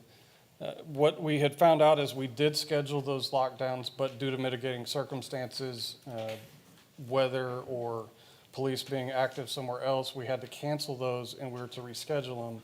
They did not get rescheduled. So to prevent that this year, we went ahead and we scheduled all of the lockdowns for the entire year. So this is the 2023-2024 school year schedule that we have. In green, those are the ones that we have already done. Again, this is the elementary. This is the secondary. And so Dr. Fields wanted to know, so what happens if we have to cancel one of these? So we have made the plan that the police department, the principals, and the director of safety and security will get together immediately if we have to cancel that and schedule within the next 2 weeks.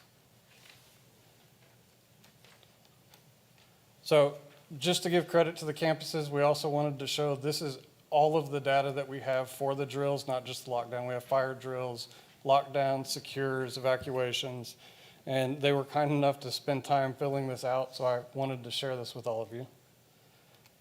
And then last, we actually had 5 lockdowns in the past week so far.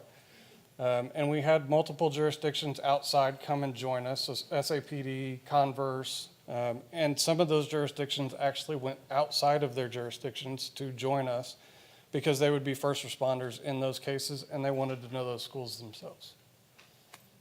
And that's all. Any questions? Any questions? See, short and sweet. Thank you. Thank you. Dr. Fields? Yes, sir. Next is, there were some concerns about immunizations, so I asked Dr. Saunders to give a quick update on immunizations. Yes, sir. So I provided you guys with information at your seat, yes, ma'am, just the most recent updated delinquent numbers report. So you will notice that this is broken down by reporting grade levels. So we have elementary, then we have middle school, we have high school. The numbers in red is the elementary school with the highest delinquent numbers, the middle school with the highest numbers, the high school with the highest numbers. The cells in yellow are the total for that particular group, elementary and secondary. And then the total in blue is the district as a whole. Then down at the bottom, what we did was, and I just want to say for the space, this was no easy task because we're not at the reporting point yet. So what we had to do is we pulled all 7th grade students, immunization records in Skyward, and all of the students that are aged 5. So a pre-K 4 student could actually fall into this reporting category. It says kinder, but it's actually anyone who's aged 5. So what we did was we pulled all of their data based on the immunizations that we have to report to DHS. And what we did was we calculated right now, as of today, if we had to report to DHS, how would we be doing? So you can see based on immunization, how we're doing compared to last year's reporting numbers, and then to the far right, compared overall, and then to Region 20. So you can see that if we had to report in 7th grade right now today, not only did we exceed the number from last year, but we also exceeded the average of Region 20.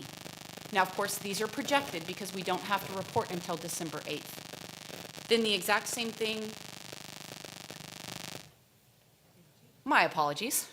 Apparently my phone was sitting on that. So then if you take a look at kinder, it's the exact same thing. By immunization, and then if we had to report today, not only would we exceed where we were last year, but we also exceeded Region 20 last year. Now, again, I want to say this, we're not reporting today. We don't have to report until December 8th. So we still have plenty of time to bring the delinquent numbers down, which will increase the percentages we see on this, on the bottom graph. But newsflash, as of right now, we have 921 delinquent numbers. So you can see that it's dropped even from when we built this report this morning. On the flip side of that, you see next steps. So next steps that we're doing right now to continue this process.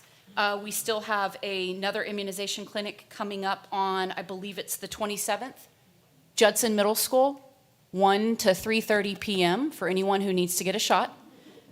We also are in the process right now of confirming with Santa Rosa to have mobile clinics at 2 campuses in Judson ISD on a regular basis.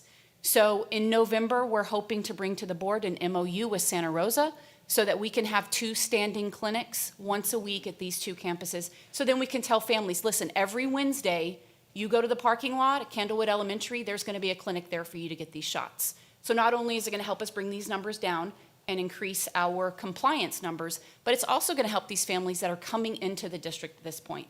Because now that we have a handle on these numbers, we want to really have a streamlined process to make sure that we're keeping these numbers manageable as we move through. Then if you look down at the 24-25 immunization plan, kind of outlines some pieces in there, including professional development for principals, registrars, PEEMs, nurse, just about how we can have a collaborative effort to make sure that when students are enrolling, we're checking these shot records to make sure that we are in fact in compliance. The other piece that we're very excited about is once we get the wraparound center up and running, university health centers will use their licensing for vaccines to house these vaccines at the wraparound center. Our nurses here in Judson ISD can then check out these vaccines, take them back to their campus, and they can give these vaccines at the campus level. So it will be on-demand immunizations anytime once we get those services set up. Any questions for me? Any follow-up? Yes, ma'am. So when you say no shots, no school, how serious are we about that? So my goal is that we don't even have to have the conversation about no shots, no school. I made this statement to Dr. Fields earlier today. No one wants their kid to be not protected. No parent wants that, right? We just need to make sure that they have access and the ability to receive a shot on demand. No one wants their kid to be unprotected. So if we can make it available to them, if we can say, you've got these options right now, go, you don't even need an appointment, you don't need insurance, we'll fax over the shot record, we'll email over the shot record, they'll know exactly what you need. If we make that available, I don't even think we have to have this conversation. That would be the hope. Yes. But are we prepared to do that? No, to take kids out of school? We will not need to take kids out of school because we will provide opportunities for families to get vaccinations. So we'll be at Now, 100%? let me say this as well. If a family opts out of getting a vaccine, they do also have the option to have a waiver. Right. So right. these are, I honestly, in my heart, believe this is a communication issue, right? We need to say the right things to the families that need to hear it. If you're not interested in getting a vaccine, we're not the vaccine waiver. police. We're not telling you how to raise your child. If you're not interested in that, here's a form you can fill out. And guess what? We'll file it for you. No worries. I think it's just a matter of making all of these options available to families. If we get that streamlined process together at the campus level, when a child comes to enroll, and we're up front with the family right then and there and say, these are the pieces we need, I don't think it's going to end up being an issue. And that goes back to the original question. And the question was, kind of no shots, no school. Yes. There are many kids in school with no shots. All you have to do is sign a form and say you don't want to take the shots, and you're welcome to come back to school. We just need to make sure that people fill out the appropriate paperwork or go get the shots. And we're working with those families to make sure that they're educated. They know where to go get the shots, can afford to do that, or they get the paperwork that they need to fill out if they choose not to have Absolutely. And I would just add to, just to piggyback a little bit on what Ms. Stanford was recommending or mentioning, simply with, you're recommending 100%, but the reality is the reporting agency doesn't even want to know what the data looks like until December. So there's sort of a message there. It's not important enough until December. Then you can tell us if you're in compliance. Usually if it's really that stringent, it would be September 1, you let us know what the situation is. I appreciate administration taking time to address it because we do need to get to that level. It needs to be safe, and I think the spirit of the law was to create a safe environment, and that is occurring right now. So as long as we continue to be better in our processes, we'll get closer to that 100%. So I just wanted to kind of put that out there. Ms. Ryan? I'm going to have to disagree that we're in a safe position right now. I mean, I'm very frustrated with this because we have a board-approved legal policy on this that is based off Texas Administrative Code, Education Code, and it's very clear that we don't allow kids into school without shots. And I really don't care what the other school districts are doing because I'm not the other school districts. You know, we are Judson, and we have to do our thing. And I stood here in May, and I raised my hand, and I took an oath to uphold the laws of the state of Texas. And the state doesn't have an exemption for this. Just because a report isn't due till December, it doesn't say in the code that you don't have to have them done till 5 December. And we can't file exemptions for people. It's very clear on the website that you have to go and you have to file your own religious or conscientious or medical exemption. And I am very concerned that we have medically fragile children who cannot get immunizations, and we have medically fragile staff in our schools right now. And those people still go into schools based off an assumption that the number of people who are not immunized is this big, and it averages less than 3% in the state of Texas. That's the number of people who actually request exemptions. And so when we have, you know, a week ago we had over 2,000 students running around without immunizations, and now we're down to 1,000, but at what point do we hit a deadline? Because those students are not allowed to be enrolled in our schools. And if we're enrolling them, reporting them, collecting money from the state on a day that they are not authorized to be in one of our schools, then we're putting this district in financial jeopardy. And to see this many kids not have meningitis shots, I mean, I watch the commercials. I don't just fast forward through all of them on TV. And some of these illnesses that are going down and the outbreaks we are seeing, specifically in middle and high schools, like that threat is real. And so if we're gonna bother to have a policy letter in this district that has very explicit, without exemption rules, then either we're gonna follow it or we should amend our policy letter and say, we're just not gonna follow the law. So I would like to see a deadline that if we have provided so many opportunities for these parents to get their shots. There's been, what, 32 free clinics that have gone on between August and now? Could I just jump in for 1 second? There's a couple of things I want to clarify. When we're reporting on delinquent numbers, we're reporting on students who do not have records. That does not mean they don't have shots. So I will be the first to tell you that when we rolled over from Frontline to Skyward, there were a lot of shots that did not carry over. So then what that looked like, and before I go too far, I want to say hats off to the campus nurses because this was an undertaking. So what these guys had to do was they had to go look in, yeah. Oh, yeah. They had to go look in PRC folders. Oh, yeah. Some even juniors in high school reaching out to an elementary campus, hey, do you happen to have this shot record somewhere? Because it didn't roll over to Frontline. So the one component about when we say these numbers, it doesn't mean they don't have shots. The second piece is I want to be really clear about the waiver. There is a component there where we can provide families with the waiver information so that they can go through and do that piece. Yes. And then the other component to it also is I agree with you. We do have a board policy.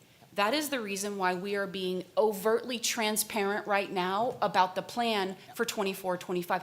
I don't want to break the law. I also want to create a space where families have access to vaccines, and I don't feel like since COVID that has been made readily available. Parents are scared. I'm going to be really honest with you. When my son was born, I was on an alternative vaccine schedule. I was super nervous about what that looked like. He's up to date now, but that was a piece, right? There's a component of that. We're not about creating fear and anxiety for immunocompromised kids or teachers. That's not what we're doing. We're trying to create an avenue for parents to engage in this process, so we don't even have to have the conversation about no shots, no school. I agree with you 100%. I want us to be held accountable to what that looks like, but we cannot do that without providing an opportunity for families to engage. It's just frustrating because I we've get set it. 3 or 4 deadlines already. Yes. And like these nurses have literally sat on ImmunoTrack for a month straight and they have Agreed. pulled every single kid. There's no more shot records to be had. I agree. They've gone back and looked, and so now we're still down to 1,000, that it doesn't exist. Our nurses have heroically, they've been sending out emails and everything else, and we keep setting deadlines, and then we just let the deadline pass. Then we set a new deadline, and there's no consequence. I will tell you this, the clinics that we have offered, they are coming. People are showing up. They're scooping up the appointments the second we have them.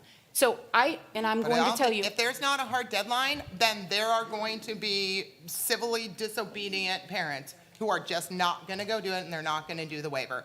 And at some point, there has to be a consequence to that, like your child. If you don't have your sports physical, guess what? You don't play football. Agreed. And those parents find a way to get a sports physical really fast. So what I as soon would as their ask, kid can't play what I would football. ask is, let's let this plan grow legs. If we're having this exact same conversation this time next year, it's a different conversation. But let's let this plan grow legs, see if we can't close that gap to give people the opportunity they need to get immunizations. And just let I 1,000 feel- extra kids roll I around the feel very- entire school year. No, because remember, just because they're reported on there doesn't mean they don't have vaccines. It just means that we don't necessarily have their shot record. Here's a very good example. A military family that comes in has 30 days to provide us with they're reported on here. Yep. They're reported on here. Doesn't mean they're not vaccinated. It just means we don't necessarily have their record in hand when I ran this report this morning. The other piece that I think we need to be careful about is I feel very uncomfortable telling people, you cannot come to school, this is the law, no shots, no school, but we didn't provide any support. And we did, we provided shot clinics, but lots of could we have done more? Absolutely, 100%. Could I have reached out to nurses in July and said, hey, did all these things roll over from Frontline? I could have, I didn't.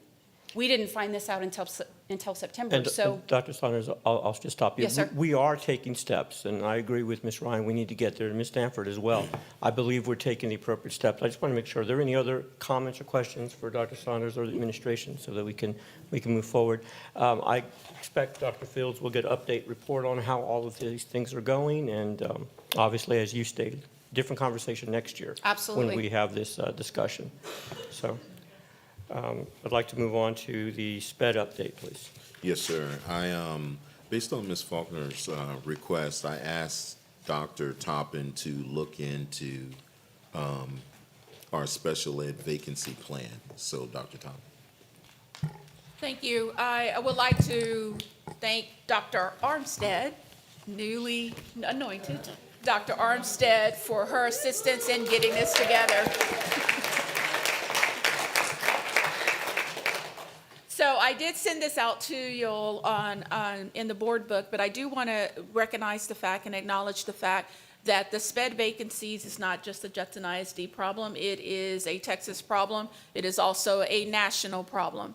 In compounding with that, we were able to, with the assistance of the board and our stakeholders, to set up a DOI amendment that would allow us to hire teachers that had degrees but may not have had their certifications to fill the vacancies that we had in our different departments. However, it is illegal for us to hire a DOI teacher for special ed. The state will not allow us to do so, so therefore this vacancy is a critical one for us. We have also increased our number of SPED students in Judson ISD over the last 3 years. And so we're really seeing numbers really grow at certain campuses. So what I sent out to you is the plan that we have had in place since last year that we continue to tweak and continue to work with in order to make sure that we are trying to fill those vacancies as quickly as we can with the right people in the right place. I'm not going to go through each item. I don't think that Dr. Fields would like me to do that on this evening, but I will open the floor to questions. If you need any clarification, either I myself will answer, or I do have Dr. Armstead in the audience this evening. Ms. Faulkner? I do have a question.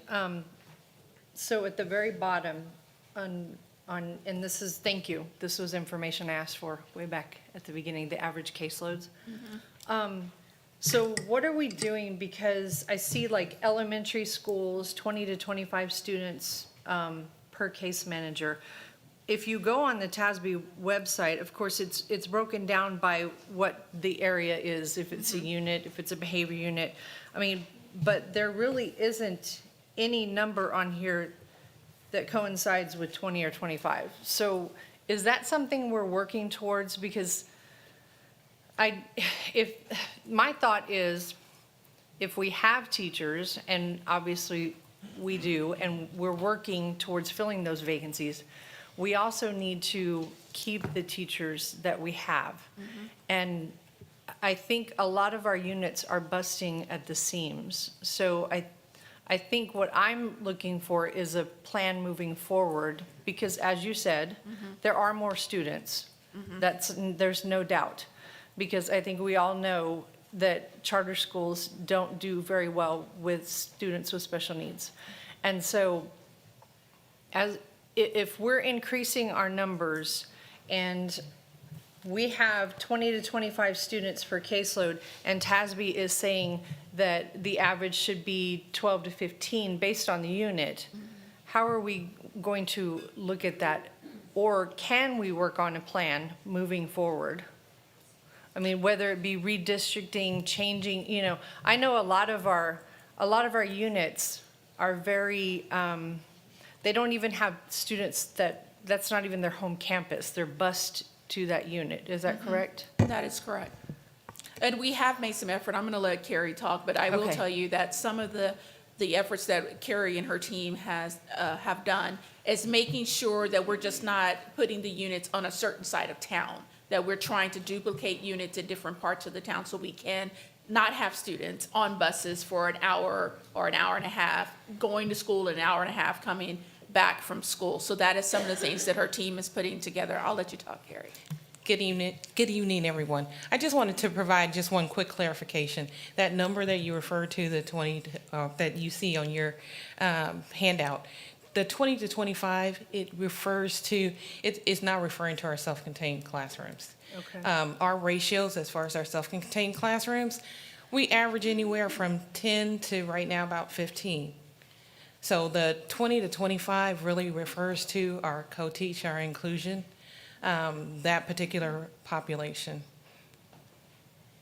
And any time that we see if our numbers in a self-contained classroom, if they exceed really 15 plus, then we start to do things such as, and some of the things we've done this year is we've split classrooms. So we are monitoring those numbers very much so. One thing that we did do is we had a meeting with our special ed campus leads on every campus, and we wanted to find out and hear directly from them, really what is it that we really need to focus on in order to retain our teachers? And they gave us some really good information. One thing at the top of their list was we need to make our job more manageable. So if you could find a way, it wasn't even extra pay. It was about finding a way, maybe through an extra conference period, for us to be able to manage our caseloads effectively. So we were able to take that good information and now be able to turn it into a retention plan.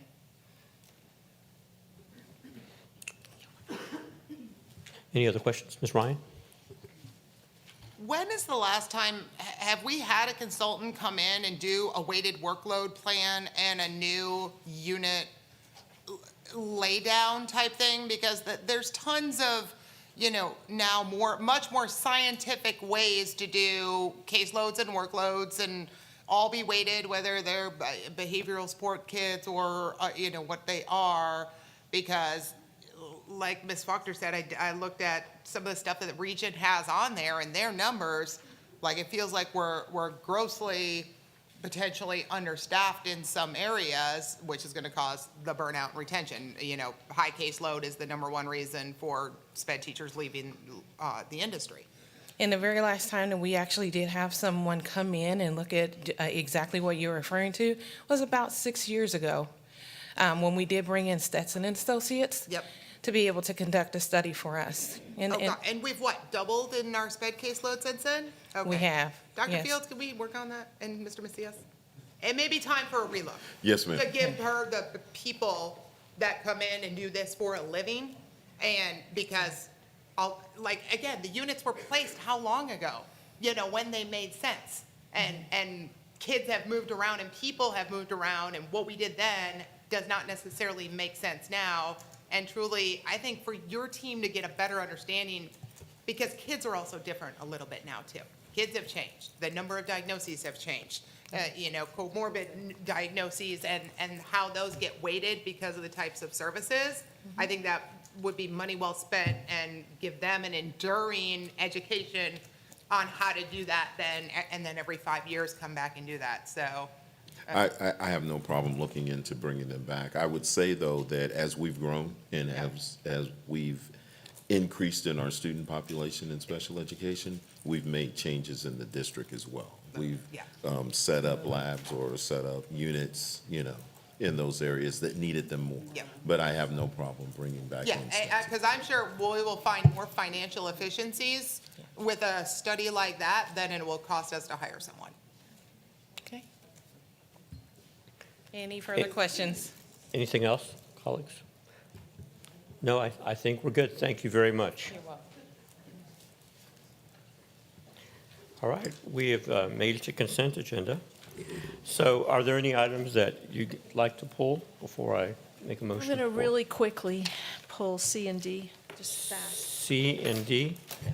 Okay, so It's really fast. I'm going to pull E and F. Are there any other items? I would like to pull all the proclamations, Perfect. I through M. Yes. And then I'll pull letter O. And Mr. Macias, can I pull B as in boy, H as in hotel? Ryan, yes. And H, you said, is in hotel. Gotcha. Yes, hotel.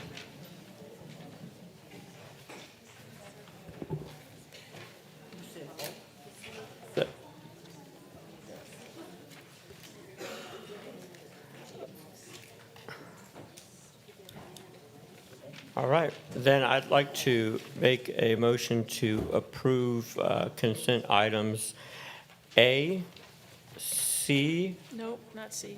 no, I'm sorry, A, I'm looking, I put it over here, G, A and G, thank you, Ms.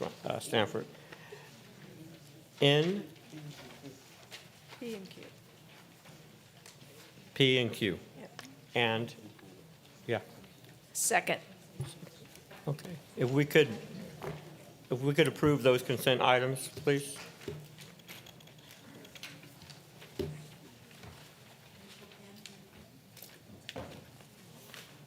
All right, if we could vote on the ones that we just approved. Okay, so let's get into the consent items, and I believe letter B. Ms. Ryan? Just a couple of questions on this one. On our monthly financials, the first page of it, we're really highly spent in data processing. Did we have like a big front beginning of the fiscal year expense to be a quarter of the way spent 2 months in? Do you know who's data processing? I don't know who. Line 53? I went and talked to the finance department about this earlier. Ms. Davis, would you like to speak to it or have Amanda come up? Go ahead.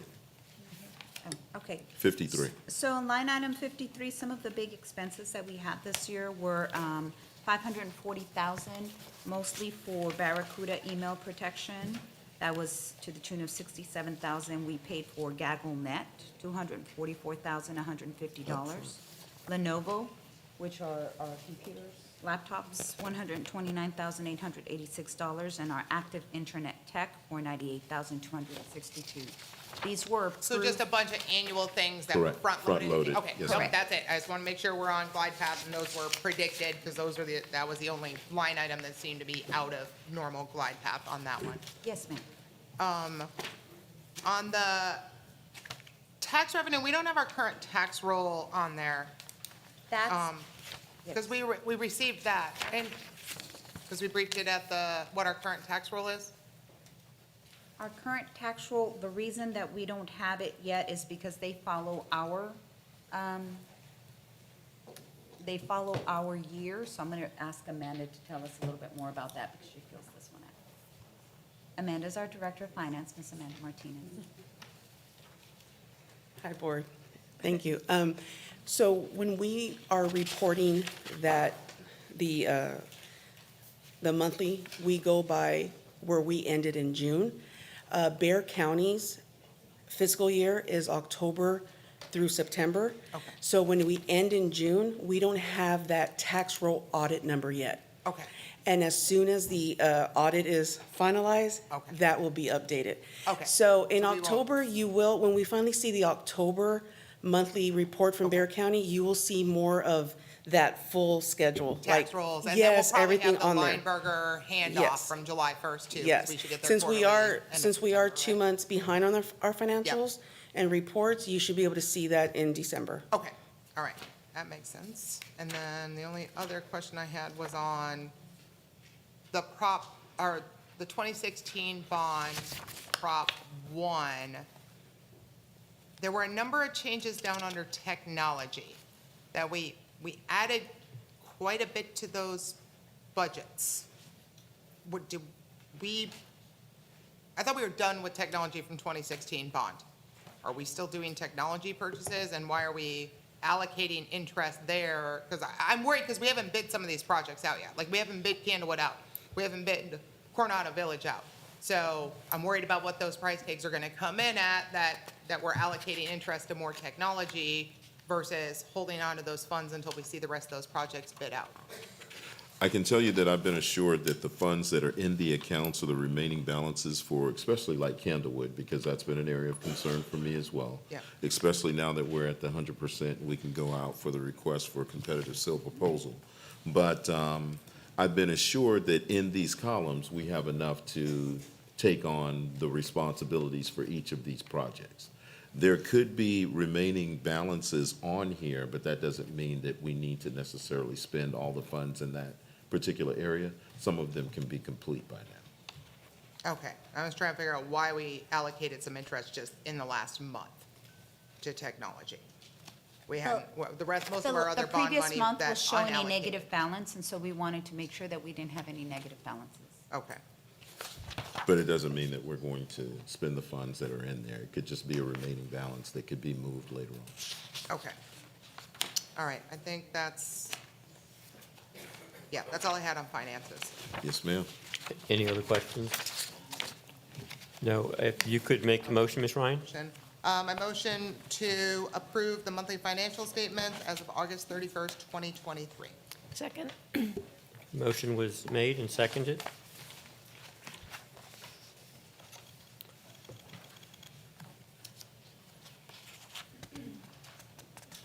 Okay. Motion passes. Ms.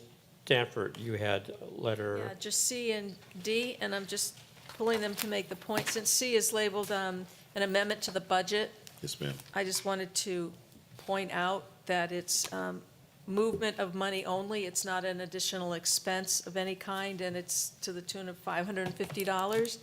So 52, that's- yes, ma'am. That's all I wanted to point out, since that gets people's attention when they see amendment to the budget. So that's it for C, so I make a motion unless there's. Hold on, are there any questions? Yeah, Ms. Rodriguez? I have a question. That information is posted publicly as well, right? Yes, ma'am. Okay, all right.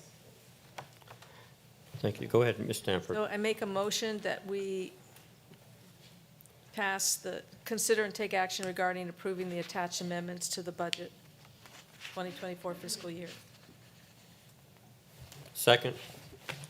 Okay, please vote.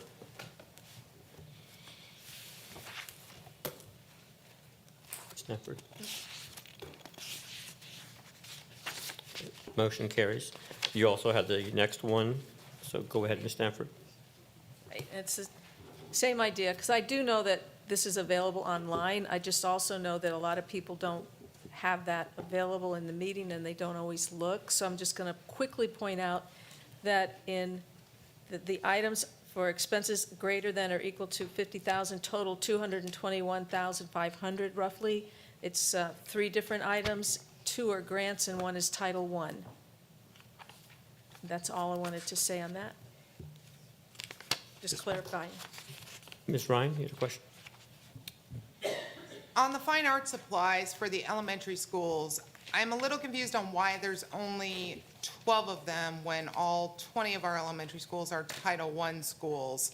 And it says for first and second year art classes, but if we look at art supplies, those are mostly consumables anyway, so doesn't matter if you're first year, your 10th year, you're still using markers and paint. So why did we only do it for 12 of the schools and not the other 8? And I don't even know which 12, that wasn't in there. The 12 are Copperfield, Converse, Crestview, Elof, Escondido, Masters, Millers Point, Olympia, and Spring Meadows, and Wortham Oaks. But Why only those? because oftentimes, it used to be that you had to have a certain number. I think the trigger was 699 students, and then you got an art teacher at the campus. Correct, 700 is the cutoff Right. point. And so this is for the implementation on some of those campuses to start an art program and to give them the art supplies to get that going. Oh, so it's only the campuses that we've allocated an art teacher? Oh, well, that's That's even worse, because the schools who didn't get an art teacher, they still have to teach art, but it's the classroom teachers now teaching it, and they don't have the art supplies for it too. So why wouldn't, it shouldn't matter whether you have an art teacher or not if you get art supplies for your school. So campuses do receive money for their budget from their campus in which they can buy art supplies. But to have the actual allocation for an art teacher at elementary, it has to be triggered by the number of students that enroll. Oh, yeah, So- no, I'm asking why you're only giving art supplies to the schools that have an art teacher. Because That's what, like additional. Michelle doesn't have an art teacher, but they still do art. And they can purchase their art supplies from their campus budget. This is to start up and set up In the art classroom programs. for the teacher, for a specific art teacher. Campuses can use their budget to purchase art supplies for the entire campuses where they're teaching art. So they receive that, and they do get that, and they do use that. But when we're starting up an art rotation, where a teacher has not been there before, we want to be able to equip the classroom with those art supplies. And so we're using our title monies for that. Okay, I don't agree with that, because that's highly inequitable across our district, because those small campuses need the same paintbrushes, the same supplies available, whether that is being used in a physical art classroom with a teacher, or that is being used in their classrooms by their third grade teacher, that they don't get to just not have art supplies. Like that they have to use their campus funds, but the other 12 schools don't. That's not fair to those schools, so. I understand what you're saying, Ms. Ryan. I can't say that I disagree. I think that, and especially at some of our schools, to your point, I mean, Olympia is a STEAM, you know, I mean, art's in the name. I mean, we're not gonna Yeah, give right, supplies right, under right, you Title know. I. So I get it. It's just that this was our budgeting plan. This is how we staffed our campuses, and this is the trigger that kicks it in. So as we go through the budget cycle next time, I would just say to the board that this is one of those areas I'd ask you to look at and see if that needs to be equitable across the board. Is there anything to stop us from taking that 93,000 and dividing it amongst all 20 campuses, or dividing it on a per pupil basis? Because the trigger is $699, and these are the Well, campuses not that the we're trigger bringing. for you to spend your Title I money. There's no trigger for us to spend our Title I money on art supplies. For Title I schools. The trigger is the $699 is a self-imposed Judson ISD trigger of when we will fund an art. That has been there internal for savvy thing. That has years, nothing to do yes, with sir. title funds. That has been there for years, to start the art program. Yes, ma'am, that has been the process that we have in place. Most certainly, the process could be reevaluated, but currently, our campuses also receive Title I money based on their percent of EcoDis, and so they have the autonomy to use their Title I monies as they best see fit. For some campuses that do not have an art teacher, they might choose to spend less on art supplies. For those campuses that have been dedicated an art teacher, there's a specific startup set that we want to provide. So this is in addition to the Title I funds that they have received based on their per pupil allocation. But there's So always essentially, room 12 for schools, though, are improvement going to on get the more money process. for art than the other 8 schools. Okay, I don't agree with I that. Ms. have a Rodriguez? clarifying question. I think what I heard you say is those 12 schools have decided to use their title funds in this way to help pay for the art. This is in addition to supplies? the Title I funds that they have received Okay. for On top of. campuses. Yep. All of our elementary campuses are designated Title I, in addition to 2 middle schools, and they receive a certain amount of Title I funds. They have the discretion to use their Title I funds as they best Yep. see fit and how they write it in their campus improvement plan to reach their strategies and goals and objectives. In addition to that, we have the ability to start up some art programs, and we're always trying to find the best way to use our funds. We could have used our local funds for that, our general fund, in order to start up some art campuses and be able to supply and equip the classroom. We've decided to use our Title I funds because we can. And so that is what we thought was in the best interest of how we could best allocate our monies, and that was the decision we made. Certainly, if you're asking us to reevaluate this process, we will do so when we enter our budget season. Thank you. Want to pull that out? And that's what I was going to echo, that we have the ability to use local funds if necessary. I'm always very sensitive to equity, and so certainly, let's just take a look at that. And obviously, in the budget cycle, it's a good place, but we can amend it now. So we have the ability to do that. And so, Dr. Fields, just evaluate that situation a little bit more in depth. Ms. Ryan, did you have another comment? No, again, I guess, I just don't understand the math. If there's $93,000, it's the board's choice whether we divide that by 20 or we divide that by 12. We can either vote now, we can divide that and say only 12 schools are going to split that pot of 93,000, or we as the board can say we're going to divide that 93,000 into all 20 of our schools and on a percentage by pupil, obviously, percentage basis. But I can't sign off on 8 schools not getting anything. Well, I would say that I think technically you're right. Anybody can make a motion, and we talk through it, but these are the financials that we're approving. I would ask that administration bring forward something before we make a decision on that, because I just want to make sure it's done correctly, and that we'll have an opportunity to look at that. So at this point, we're approving, expenditures greater than 50,000, right? That's the agenda we're on? Yes. So we have to, I think, put a title agenda item, and just see what we can do. And obviously, your input's going to be needed, Dr. Fields. So I would say this. We've had our fine arts director look at this. It goes to our chief finance officer and through our deputy superintendent. This is the recommendation that was made to start up supplies for art at these particular campuses. I don't believe that now is the time to change that. I will go back and look at if there's anyone else who needs these funds, and I would bring that back to the board. But this was the recommendation made of what we needed going forward, and I'd ask you to support that. Ms. Canoyer. Thank you. This covers more than just consumable materials, correct? This Yes. is drying racks and Correct. Yes. equipment and things like that, that truly you need when you are teaching art all day long to students. I absolutely want us to talk during budget cycle about art teachers at every campus. It's part of the TEKS. It's an equity thing, and I want to talk about TAG that way too, but that's another story, so. And that's why I'm being sensitive to the item itself. I agree. I think this is a very good conversation. If I may add, our fine arts director also has certain campuses, a certain budget that he uses to help fund campuses for just the consumables. This is strictly just for a startup set that would include furnishing the classroom as well. All right. Ms. Stafford, do you want to make the motion since you pulled this item? Yeah, I'm not sure of the wording, to pull that one item from the other two? This Or is pull a, the to, entire item? this is to approve the expenditures greater than 50,000. Are you wanting to pull? I was wanting to know if Ms. Ryan would like that one line item separated out from the other two that are in C. I move that we approve the item as posted. Second. Okay. All right. Let's proceed with the vote. Why does it say absent? I'm not absent. I think you pushed the button. I pushed no. He cycled it through. Oh, Do, Ross, can you resign us? thank you. There you are. You're back, Ms. I'm Ryan. back. You're back. I didn't hit the yellow button. Okay.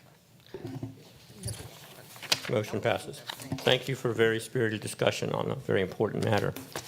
So letters E and F, Ms. Ryan and Ms. Rodriguez and I, we serve on an internal audit committee, and the staffing audit and the pay system audit are sort of related. They're sort of an outcome of our internal audit committee meeting.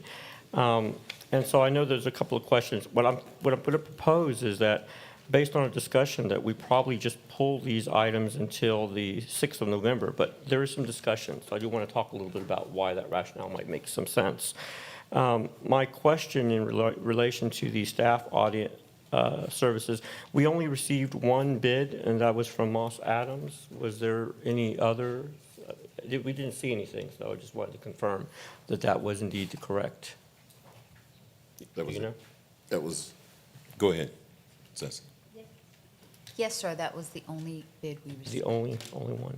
Okay, because we did receive two for the pay systems audit. That is correct. Okay, but only one for that one.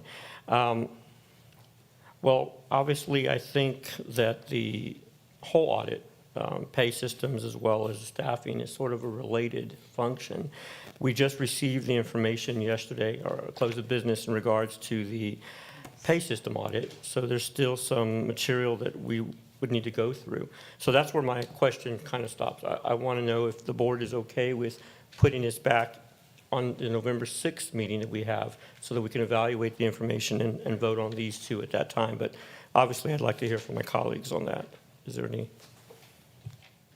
I would support that, because I think that also as a committee, I believe we had talked about maybe only doing one and then doing the other one later. And so that would give us a chance to like evaluate the proposals and maybe give a recommendation as well on that.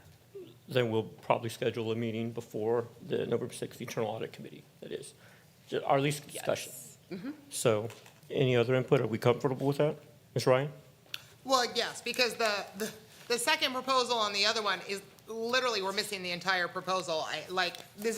It's not an incomplete proposal, like the proposal isn't even here. Like, this is just the required forms, which tells me there's some sort of administrative glitch with whoever submitted it, because it's not even like it's a not good one. It doesn't even, it's literally only the form. So I think we gotta track down the rest of that paperwork and so that we can actually do a good analysis on it. So yes, I recommend we defer till November. That's what was submitted, though, correct? Correct. That is Nothing what was else was submitted submitted. by the company. Do you mean an administrative glitch by the company who submitted the form? Correct. I'm wondering if there's like a missing file or something. I would agree. That's why we said it was incomplete and we couldn't count it as one because Yeah, I'm that's all we It doesn't received. even exist, I would- so probably need a phone call. Well, then, we'll just pull those items, and we're going to go ahead and put them on the November special meeting that we have. So let's go ahead and move on to letter H. Ms. Ryan, you pulled this item? Yes, not about the peace officer, about the TDL. I was a little confused because like our wording that we have in the draft doesn't look like any of our surrounding districts, but I'm concerned that our certified people have 180 days, but we're talking about going from 180 down to 90 on our non-certified. And that's a big category of people in a wide range. So I'm concerned about custodians and bus drivers and some of the people on the lower portion of the pay scale. You know, if they are in a car accident with 2 broken legs and they're in the hospital for 16 weeks and on recovery before they can return to work, by changing this down to 90, we can just fire them. But a teacher, we can't. They get the full 180, or anybody else that is certified. But some of our other workers that may have catastrophic medical conditions, or illnesses or injuries of that sort, to afford them different protections than our teachers, I guess, I'm concerned about the message that's sending to a big portion of our staff. Yes, ma'am. I would tell you that legally, there is no requirement to provide TDL to non-certified personnel. Here in Judson, we've done that for years. And what we found is now at a campus, if you have a person who's out for an extremely long period of time, you can call for a sub, or there's certain people that you can come in, you can have people flow in. But when you have a specialty area and a person's out for a year, we can either rehire or we go without. And it's oftentimes difficult if you're running buses and a person's going to be out for 180 days. They're free to come back and reapply and join back with us, but we're saying we still want to continue to do this for 90 days, but after half the year, we have to replace that position in these specialty areas to be able to function as a district. And we can't continue to go 180 days in every position throughout the district and still be able to service our community. Did you want to add to that, Dr. Taganoff? That is what I had in my notes, sir. No, yes, ma'am.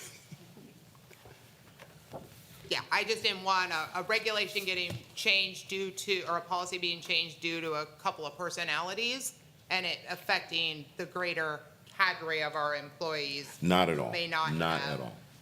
done anything wrong. I mean, I would hate for someone to have something catastrophic and now all of a sudden we are changing that, so. Not at all, not at all. Matter of fact, and we still have the FMLA component. What we're saying is after all of that runs out and you're going to TDL, we can go 90 days, and then if you do recover and you can come back, we'd be happy to hire you back, but we need the flexibility to hire into those positions so we can move forward.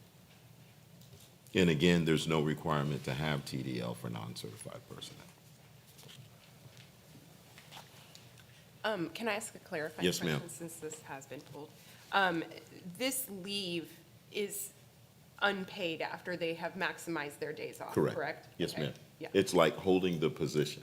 Yeah. But when we're talking about bus drivers, Right, or we're right. talking about the director of a particular department, we still have to function in that area. Okay, thank you. Yes, ma'am. If there are no other questions, do you mind making the motion, Ms. Ryan?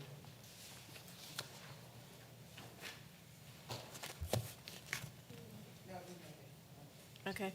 I move that we consider and take action regarding approving the update to local district policy DEC local compensation and benefits leaves and absences.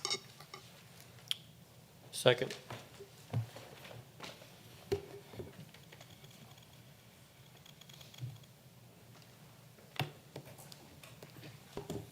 Okay. Motion carries 6-1. We have our last consent item that was pulled. Well, actually, this would be a good time to read the proclamations. We actually have 5 of them, and we have board members that will read a portion of the proclamation and make the motion. So, Ms. Stanford, it looks like you have the first one, so if you would not mind. Okay. I'd like to read a condensed version of the proclamation for Friends of Libraries Week, which states, Friends of Libraries Week recognizes the spirit of volunteerism in raising funds to support campus library programs and heighten awareness of the central functioning of libraries to support the learning and intellectual growth of our students. The gift of the Friends of Libraries' time and commitment sets the example for positive civic engagement and overall betterment of campus life. We, the Judson Independent School District Board of Trustees, do hereby proclaim October 16th through 22nd, 2023, as Friends of Libraries Week and urge everyone on campus to join and support the Friends of Libraries and thank them for all they do to enrich our library and therefore enhance academic achievement. You want to read the motion? So I move that we approve the proclamation for Friends of Libraries Week. Second. Let's proceed to vote.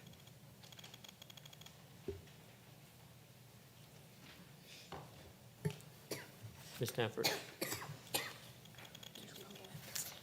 Okay,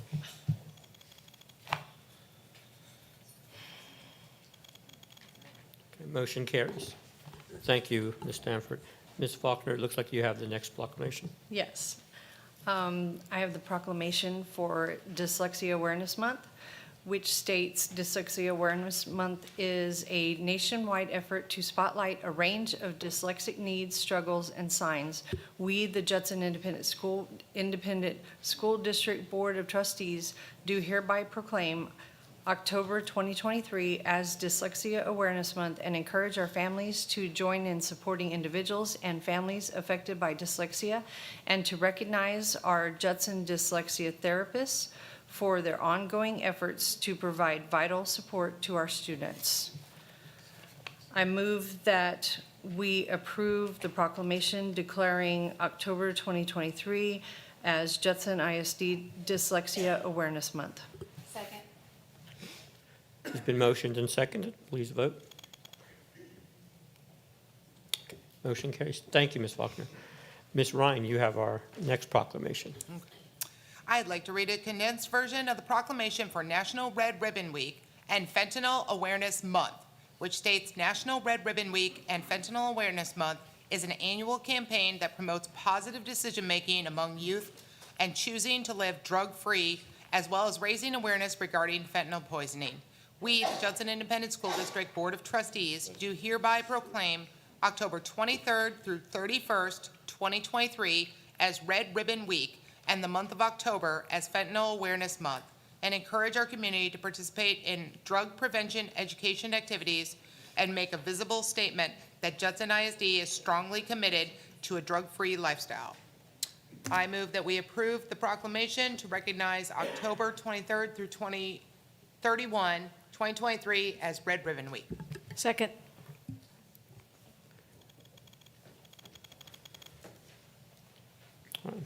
Thank you, Ms. Ryan. Ms. Canoyer, you have the next proclamation. Thank you. I'm happy to share about our proclamation for German American Heritage Month, which states German American Heritage Month recognizes and celebrates the rich history and legacy of German Americans throughout our community. We, the Judson Independent School District Board of Trustees, do hereby proclaim October 2023 as German American Heritage Month and encourage our community and all our citizens to observe this with appropriate programs, ceremonies, and activities. I move that we approve the proclamation recognizing October 2023 as German American Heritage Month. Second. Motion has been made and seconded. Motion carries. Thank you, Ms. Canoyer. Ms. Rodriguez, you have our last proclamation. I'd like to read a condensed version of the proclamation for Cybersecurity Awareness Month, which states, Cybersecurity Awareness Month acknowledges the vital role that technology plays in our lives, our communities, and our classrooms. This month, we are dedicated to increasing digital citizenship and best practices for protecting our data, our networks, and our personal information as we support a growing society and the future of innovation. We, the Judson Independent School District Board of Trustees, do hereby proclaim October 2023 as Cybersecurity Awareness Month and urge everyone on campus to join in and promote safe and secure online practices and technology use among students and staff. I move that we approve the proclamation as written. Second. Motion is made and been seconded.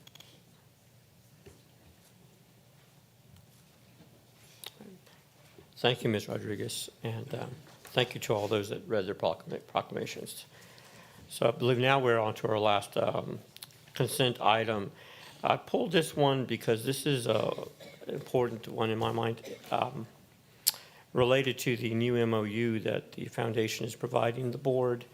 And one of the areas, in fact, the only area that I was concerned about is they've made an adjustment in the MOU to select trustees for the foundation board.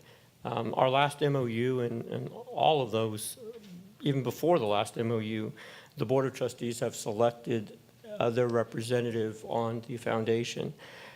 So it's a shift in approach, and so I wanted to have that discussion because I think it's probably more important that the trustees still submit their recommendations for the board, still stay in compliance with the foundation bylaws. But the other thing that was missing, that is something that I wanted the board to discuss and consider, is that we also have a term limit on the foundation board seat. So now the MOU is going to permit 2 board members to serve, which I think is great, but there is no time restraint, and then, of course, trustees are not being asked to appoint. So I want to kind of get that discussion because I'd like to adjust the MOU to still reflect that the Board of Trustees will send 2 designees to the foundation, and that we would have a 2-year time period so that we can have other trustees participate if they want to. They may not. It may be the same 2 again the next cycle, but at least there'll be an opportunity for other trustees to participate.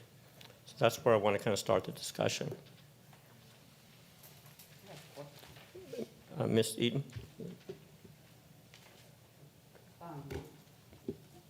Did they say why they want to change it around? When you say why they wanted to change it around, I think this is the way it has been. No? They changed it? Got it. No, it's been changed. Good evening, everyone. So to answer your question, Ms. Eaton, it is not something that we recently changed around. Basically, these are best practices that have been recommended to the foundation for this MOU. This year, we're going through a revitalization through Foundation Innovation, which I have Sean here, who's our consultant to the foundation. And so these are best practices that are given to us. And to answer a question about like rotations, these board members do have to be elected annually again to be on the board. So every year when we go over our officers' positions, that's part of them too. So they'll be reelected and appointed to the board again. Ms. Ryan, you had a question? I'm sorry, no, hold on. Ms. Faulkner actually had one before. Actually, she answered it. She did? Okay. Sorry, Ms. Faulkner. Yes, Ms. Ryan. Oh, I think Lexi kind of answered it, and I was at the strategic retreat and kind of heard the whole Jeff board go through all these 8 hours of mashing out how to run things, and it just, 501c3s are their own beast, and you just got to be, super careful. The board still the school board still retains all of their authorities under this MOU, and just like a principal can disband their PTO at any time they want if it's not serving at the pleasure of their school, this school board can disband the Jeff anytime they want, those authorities, and so when we get concerned about oversight, the school board members aren't really there for oversight because there are only 2 votes out of 33. So that's not what they're there for. It's just there are board members who are very involved in the community, and that's kind of the vision of where Jeff is going now, is this growth where we can touch more people out there in the community. Because if 10 people can touch this many people, 33 people can now touch this many people. And what that brings to our teachers and our scholarships by having this cadre of, a larger cadre of people who can go out and raise more money and be more involved and do mentorship and do all the things that is needed to grow this into what exists in some education foundations. And our consultant works with 300 plus of them all over Texas. So I always say, if you find somebody who's doing something right, just kind of follow what they're doing. So, you know, the board was really just, the Jeff board was just very interested in people who had volunteered and submitted their names to you. And so, Correct, you know, yes. there were 2 people interested and volunteered, and it would be our pleasure to serve. And we'll serve for as long as the Jeff board thinks we're, you know, putting time and effort into it, so.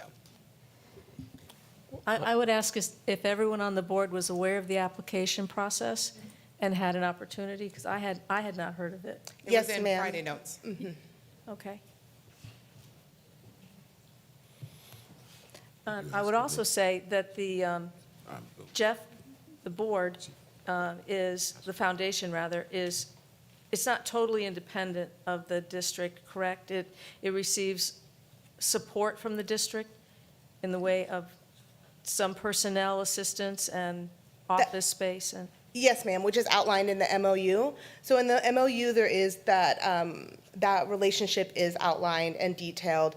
In particular to personnel and our equipment, it is outlined in there that, for instance, my job is a 40% focus on the foundation, and that is outlined in our audit and our 990 every year as an in-kind donation from the district to the foundation.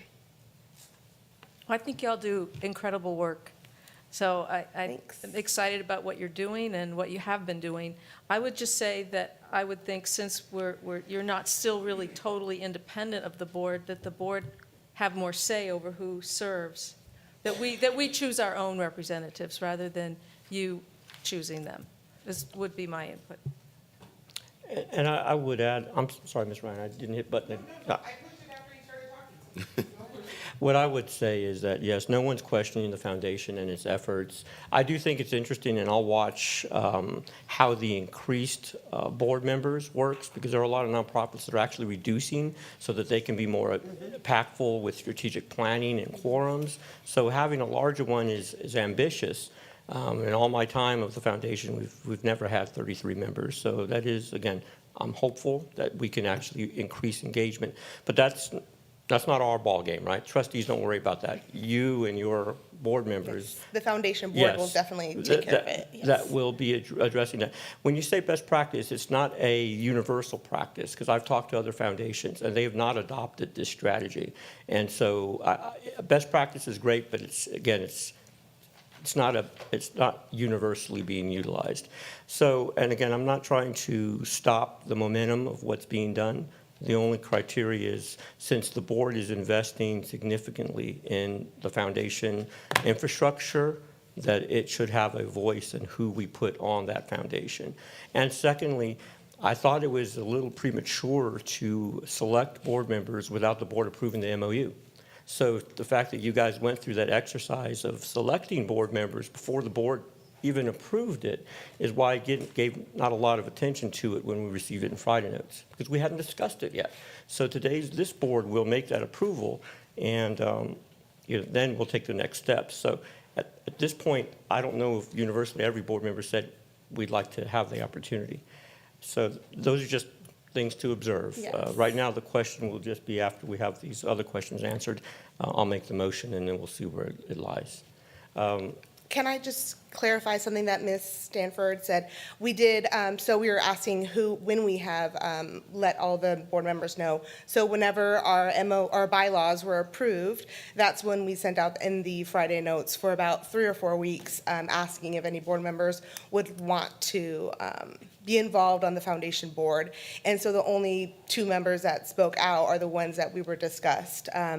in the board, in our foundation board meeting. Dr. Fields did relay some information as well for some members that you had expressed that were interested, and that was a discussion that we had in our October meeting last week.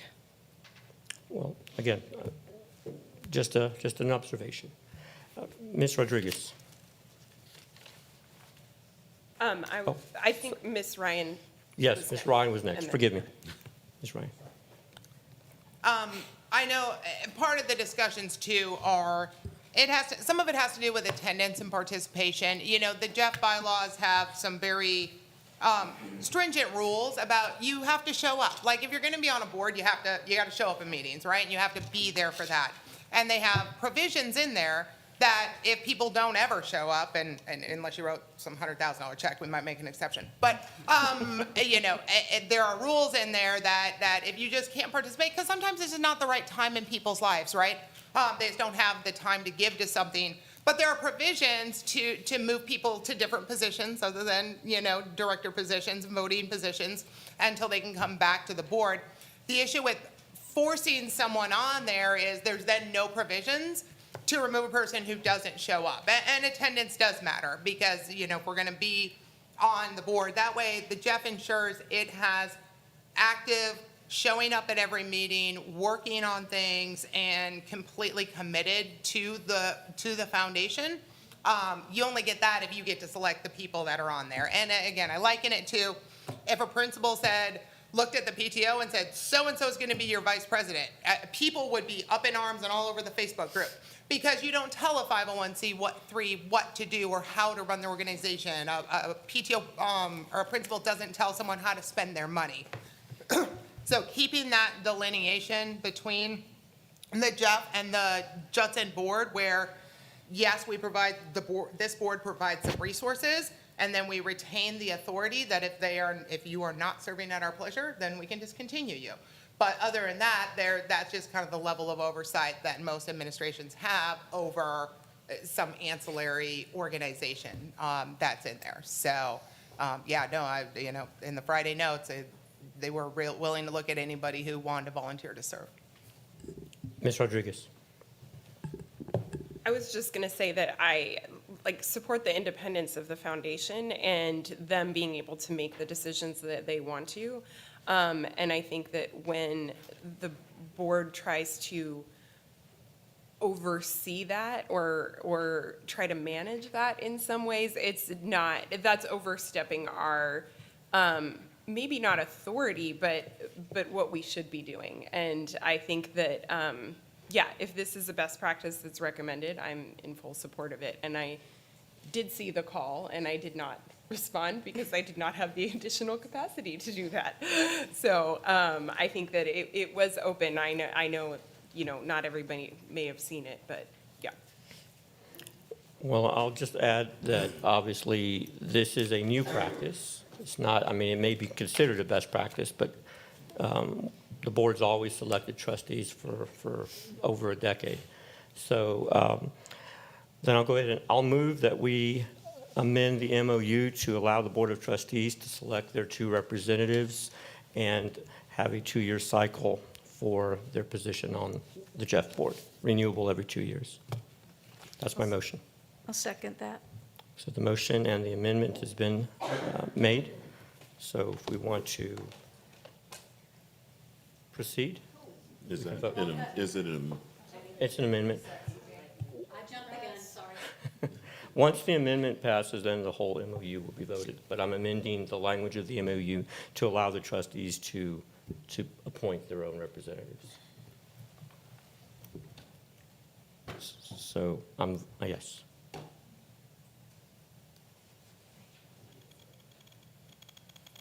All right. The motion passes as amended. So now, yes. So the motion passes as amended. So the Board of Trustees will select its 2 trustees going to the foundation. So now the next motion would be to support the entire MOU. So we'll go ahead and vote on the entire thing.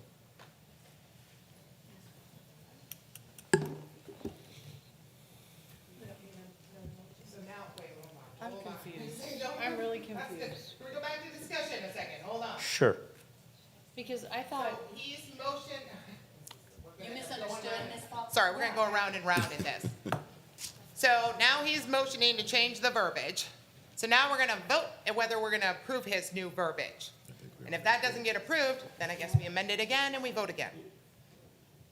Make sense? So if you don't agree with us forcing two people onto the Jeff board, then No one's forcing anyone, right? Yeah. Who's being forced? It would just be whoever yes, that wants this to board be. selects and tells the Jeff who has to be a voting member on their board. The way I understood So vote no now, and it what will we were come just up with voting on.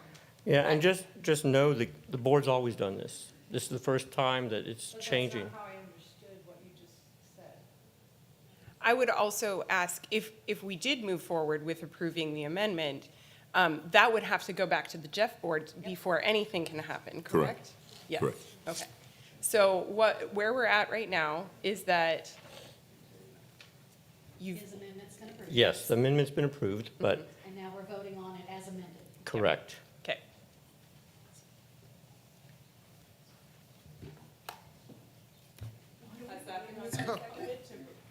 So the motion is, as, the formal motion is to consider approving the The MOU with. the MOU between Judson ISD and the Judson Education Foundation. As amended. As amended, yes. Amended to the amendment. Yes, yeah, that's why I didn't say the word That's amendment. why there was Yeah, confusion yeah, the first time because it's around. been amended. So just need it seconded? Second. All right, so let's proceed.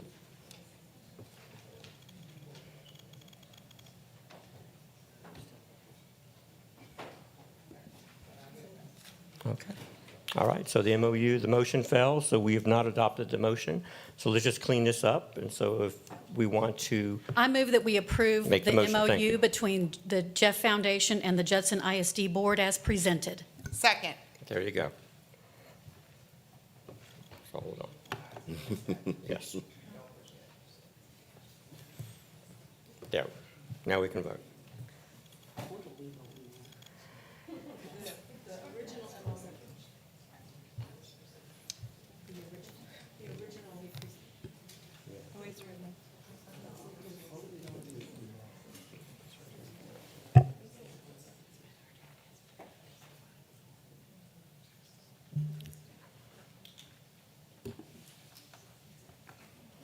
Okay, it's been adjusted, so we'll go ahead and move on.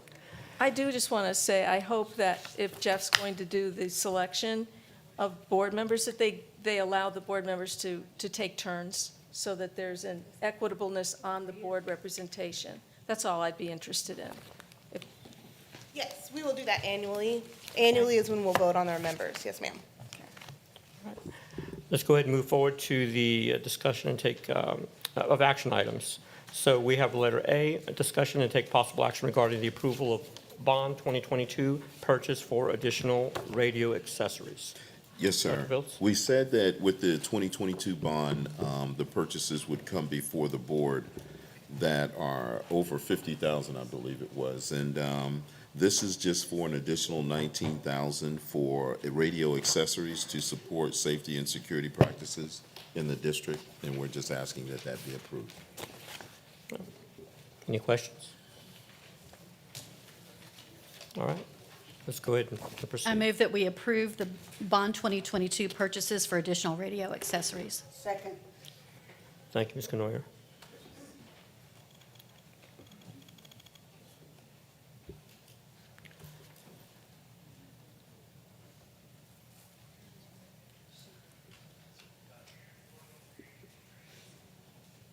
Oh, if you can count her absent, yeah. No, it's got it, we got it. They did it there. Okay, the motion carries. Yes, sir. The next one, oh, sorry. No problem. I'm with you. Let's get rolling. So discuss and take possible action regarding a bond 2022 purchase of computers to support the Judson Police Department. Correct. This is just an additional $42,599 to support the purchase of the Tough Books computers for the police officers. Any discussion? Okay. I move that we approve a bond 2022 purchase of computers to support the Judson Police Department. Second. Okay, we could vote. All right. Motion carries. Letter C, consider and take possible action regarding the approval of bond 2022 purchase of body cameras to support the Judson Police Department. Total request here is $69,736 for the purchase of body cameras for the police department. Any discussion? I just want to clarify that this is for the 10 additional officers that we had voted to hire per the new law. Correct, yes, ma'am. Yes, just clarifying. Okay. I move that we approve the bond 2022 purchase of body cameras to support the Judson ISD Police Department. Second. Excuse me.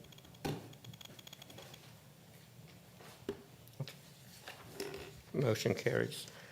Letter D, discuss and take possible action regarding a bond 2022 purchase of additional access control cards. This is $59,700 for the purchase of additional access control card readers. Is there anything you wanted to add, Dr. Goss? No. Yes, ma'am. All right, any discussion? Ms. Ryan?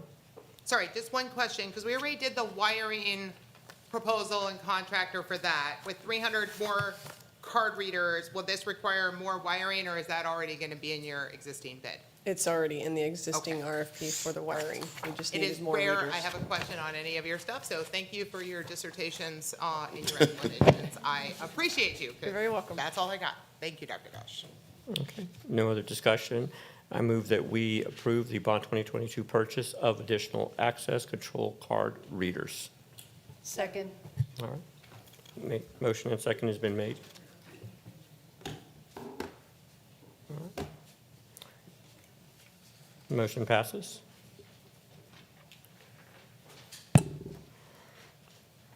Letter F, discuss and take possible action regarding a bond 2020 purchase of doors, monitoring, and intercom systems.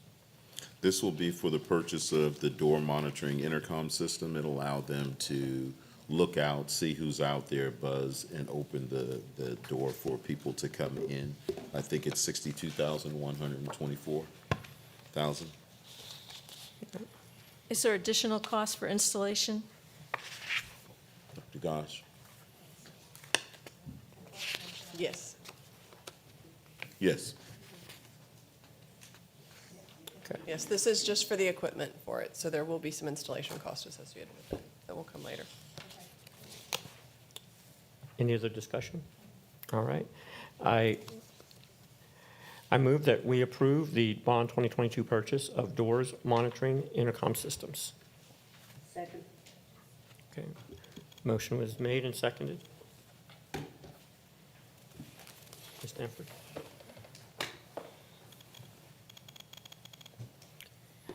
Okay. Motion passes.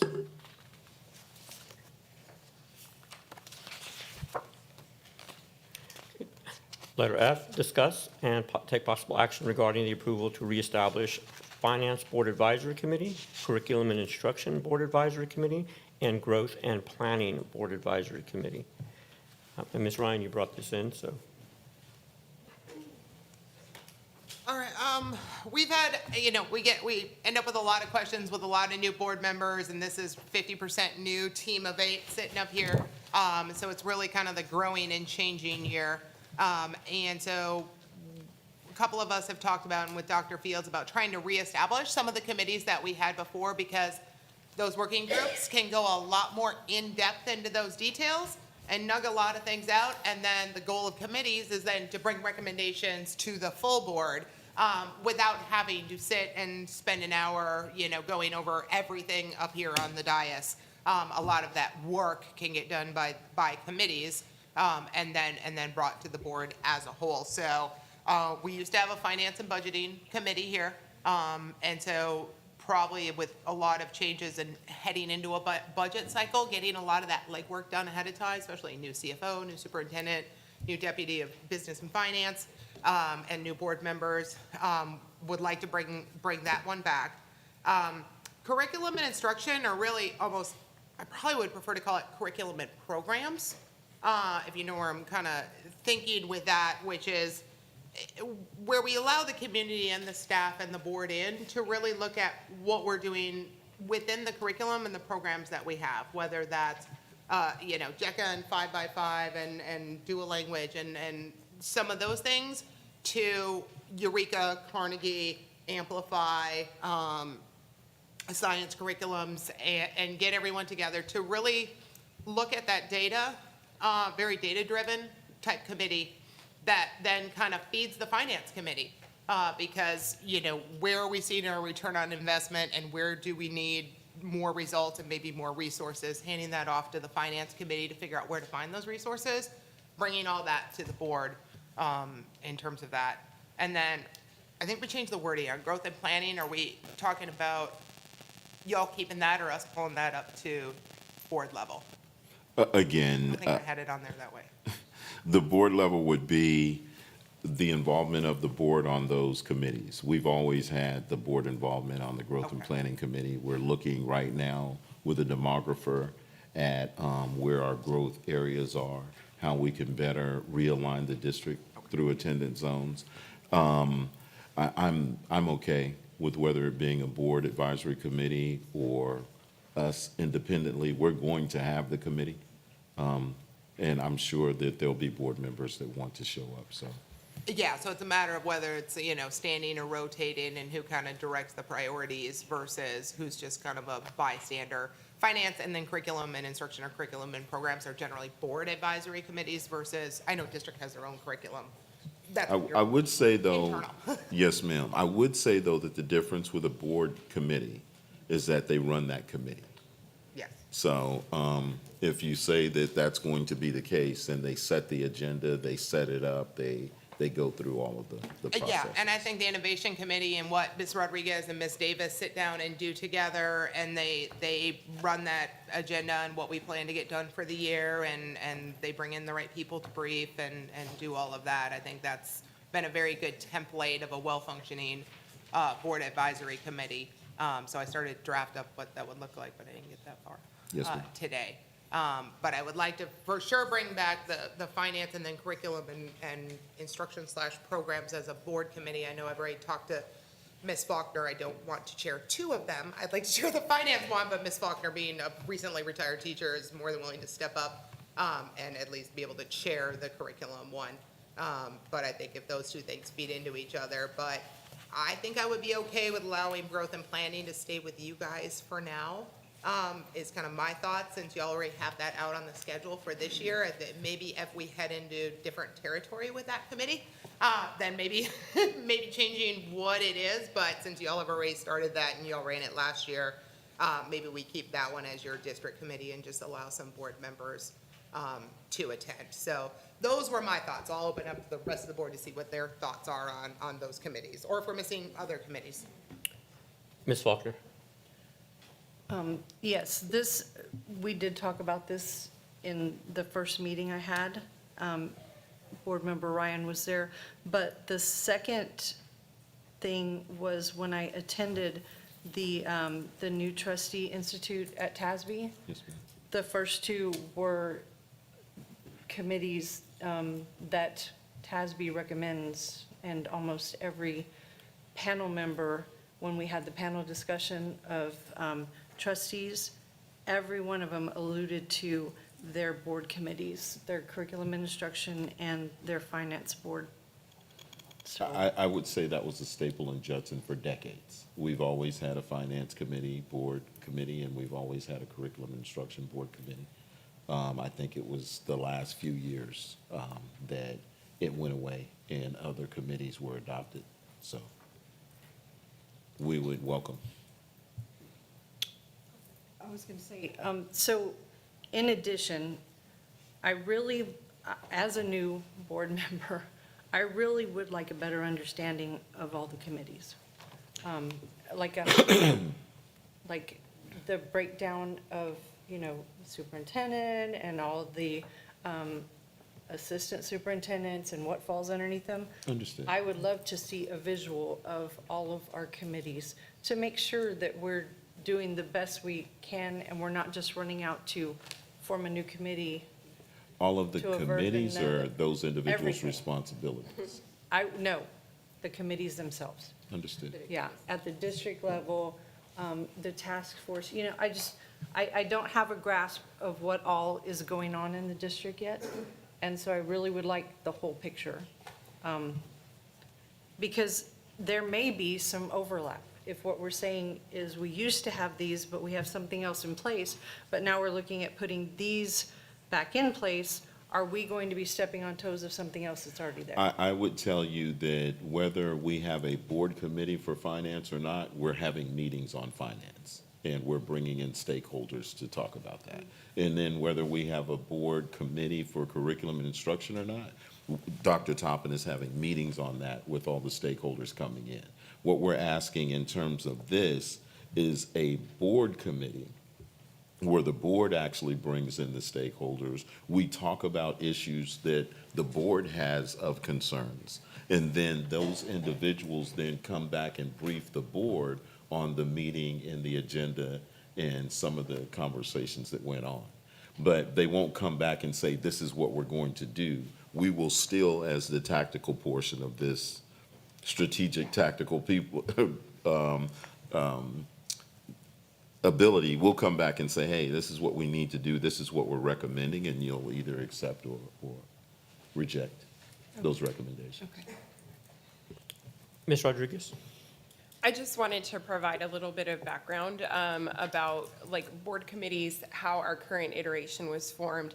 So that was part of our Lone Star governance training, and the recommendation was that committees should align to the priorities of the board.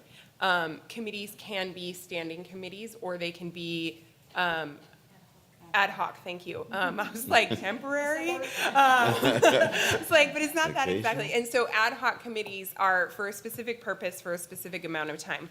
And then there are, the standing committees are more about like a standing priority. So because innovation was a priority that we stated as a board, that's why we formed the Innovation Committee. I think with the committees like Growth and Planning, Finance, I think there was a bond committee, curriculum and instruction. What we found was those weren't true board committees because that was the administration running those committees. And I think we had a discussion at the time about whether that served anybody's purpose. I think what we found sometimes, not always, I think the growth and planning was necessary and gear up for the bond, but really that was part of the administration, and the board just maybe attended or, like to be informed about what the community was saying.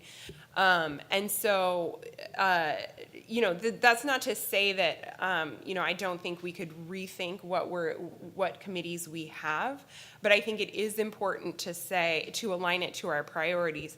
So what I might recommend doing is we've agreed to go through a goal-setting process and hold off on forming new committees until we've set those goals and those priorities as a board so we can align our committees to that.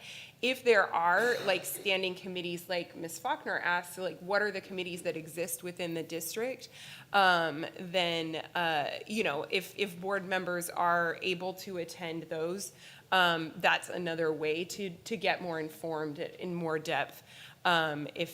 If that's something, that's up to the administration whether they want to invite us to those things. But, I think that. Always, we'd love to have you. And so I'm not like, I think there are some like very valid reasons for having the committees you're suggesting, Ms. Ryan. But I also don't want us to get into committee fatigue because we do have some existing committees. And so I'm kind of on the fence about this idea and would maybe urge us to do it in alignment with a realignment of our priorities. Thank you. Ms. Stanford? Yeah, I would just want to clarify that if the board has its own curriculum committee, because I know there's already a curriculum committee that the district hosts. I've attended several of those. But if we have our own, can more board members attend that? In other words, I believe only 3 can go. I don't think that you can have more than a quorum, or you can't have a quorum. We can if we post it. You can if you post it. That's true. I thought if we had an agenda and, yeah, if you post it. It would be basically a special meeting, which is okay if we're going to do that. But And we'll record. yeah, it would be a special meeting. Is that what you had in mind? No, that's not, no. Oh, okay. So would these committees be in addition to the committees that the district is already running? For example, the curriculum committee, we would have our own? Correct, because there is a strategic level to curriculum and programs, and there is an operational or tactical, whatever. He switches the words around from when the Army has them, so I get confused.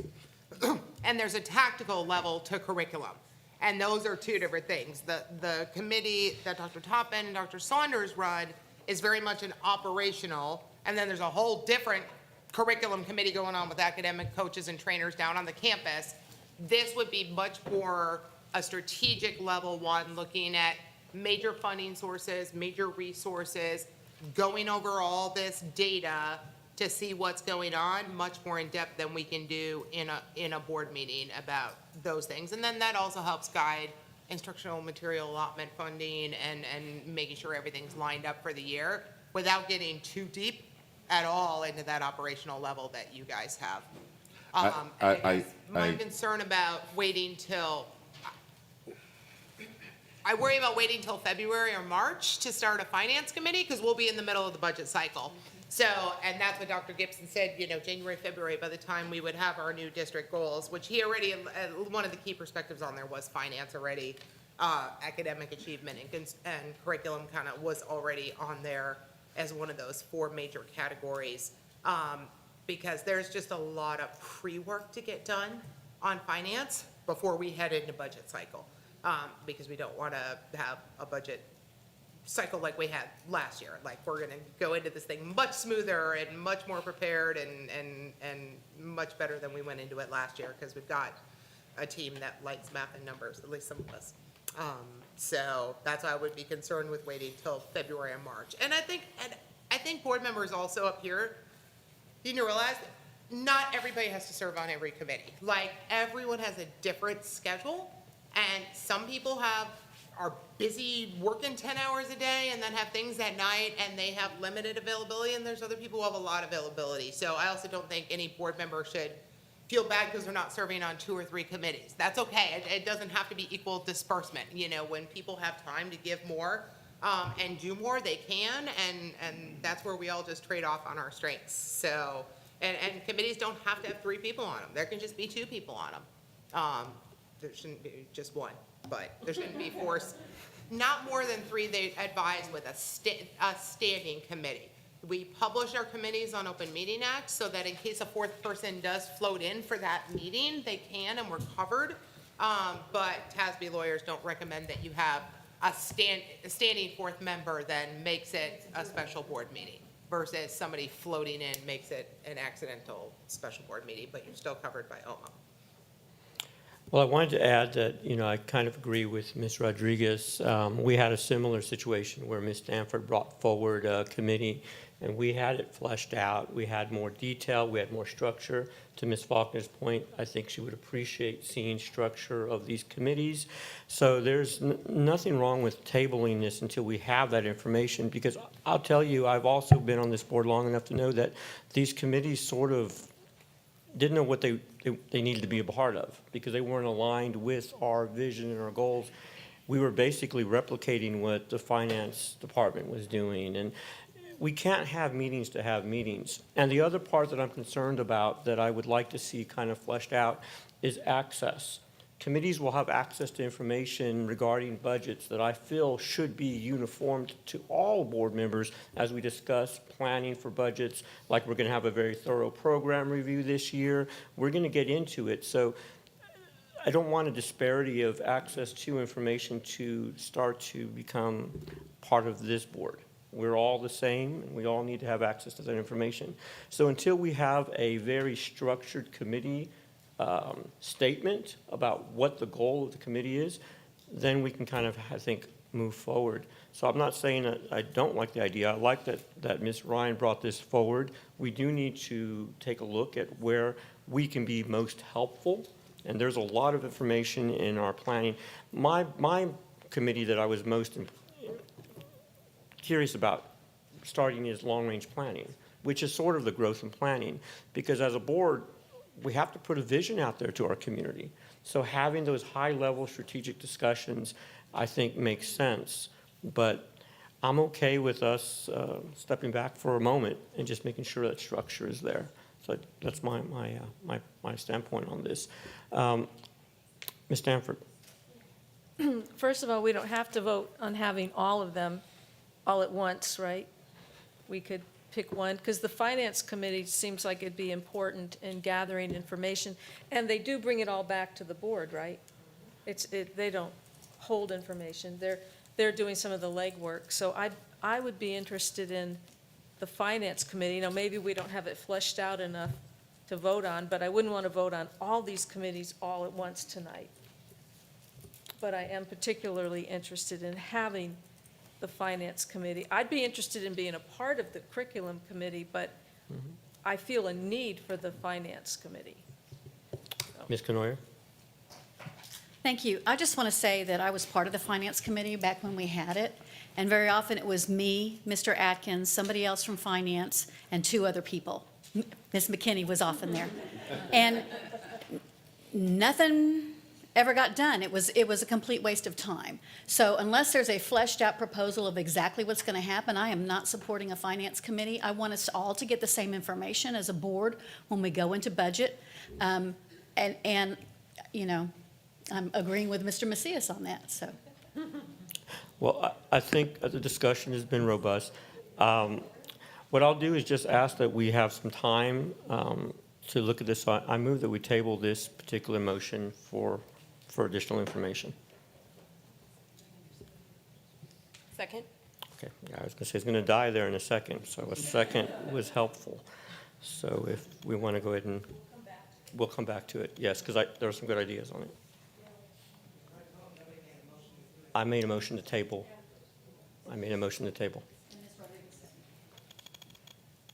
So we're voting to table the motion.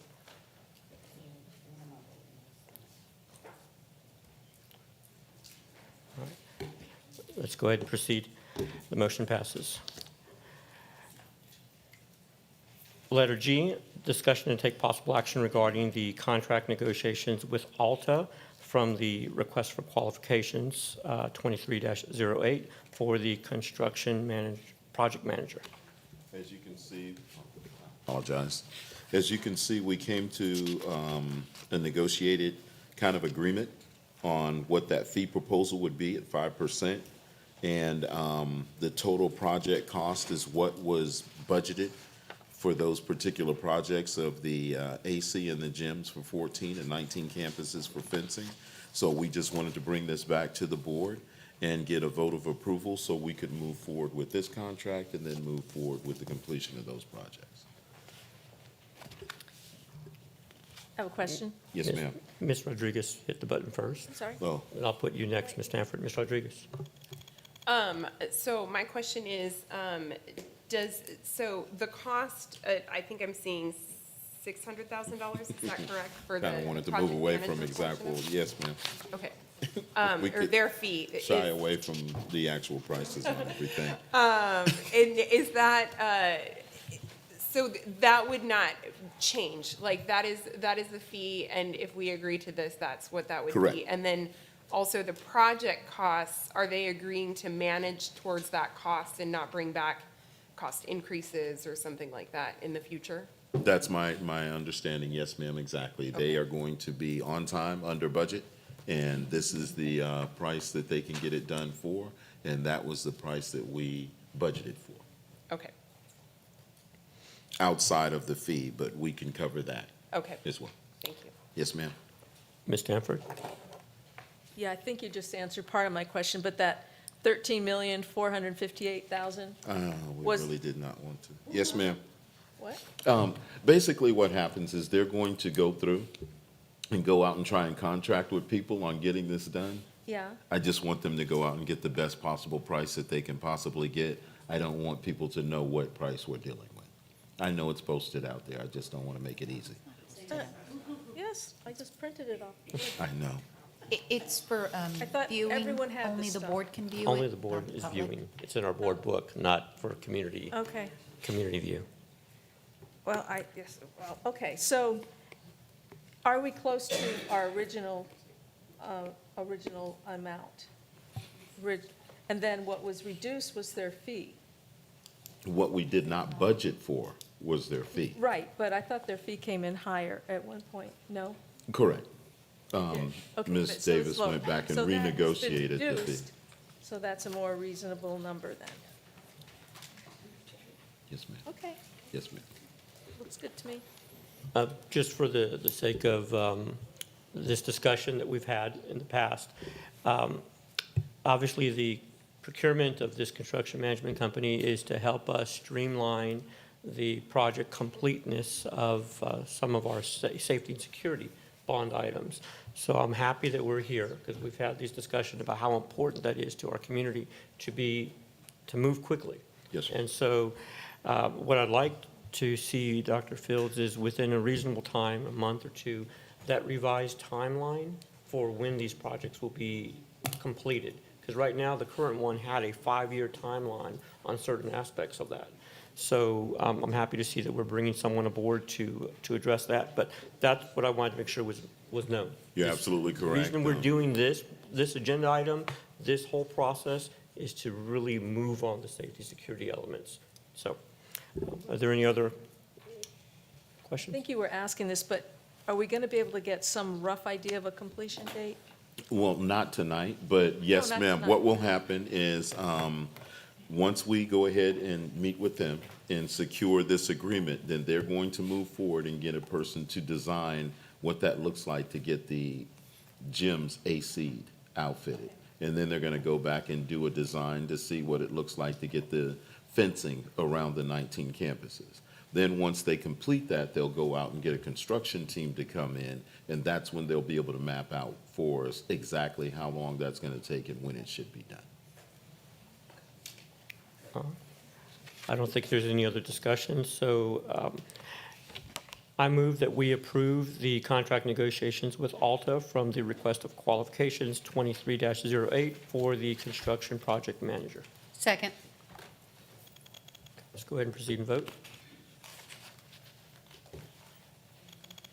Ms. Stanford? All right, motion passes. Next, last item on our discussion and action item agenda is discuss and take possible action regarding the approval of an increase to adult lunch prices. This Dr. is, Fields? yes, sir. This is a simple request to go up 20 cents on the adult lunch prices at the campuses. In the back, you'll see that, the surrounding districts and what they charge for adult lunch prices. We've had ours very low for quite some time, to the point that now the state's come back and said, hey, you guys have to go increase it to at least $4.65. So we went to $4.70 to keep from having to be directed to keep lifting this. And, that still puts us as one of the lowest in the area, so. Any questions? Ms. Ryan? Yes, is there a reason we had to go above the minimum? I mean, we have the world's healthiest fund balance in child nutrition to the point where we're having to spend it down extensively. So it's not like we're short in the child nutrition budget. So if we only have to be at $4.65, do we really need to charge? Because most of those meals are teacher and staff. There's some parents who come in, but mostly it's teacher and staff meals. Is there a reason? Don't really care what other districts around us are doing. Is there a reason financially that we needed to be $4.70 versus the $4.65 based on what the worksheet says? Because I'm worried about, I don't want to just keep amassing wealth and then having to spend it down over and over and just buy things for the sake of buying things, which is what we had to do this year in child nutrition budget. Well, it's my prayer that we, as a district, are not out there buying things for the sake of buying things. I will say that it was my understanding that they really wanted to go to $4.75 because in the cafeteria, things move quickly. And when adults come through, they typically don't pay with a card, they pay with cash because they don't type in their student ID number. So they wanted something that would allow them to exchange change quicker. Correct me if I'm wrong, Mr. Guidry. You're correct, sir. And, but I didn't want to go to the full $4.75. So And if we, at a minimum, we have to go to 465 as we're being directed, then if we go up 5 cents more, then we don't have to worry about them coming back anytime soon, like next year, and saying, now you have to go up another.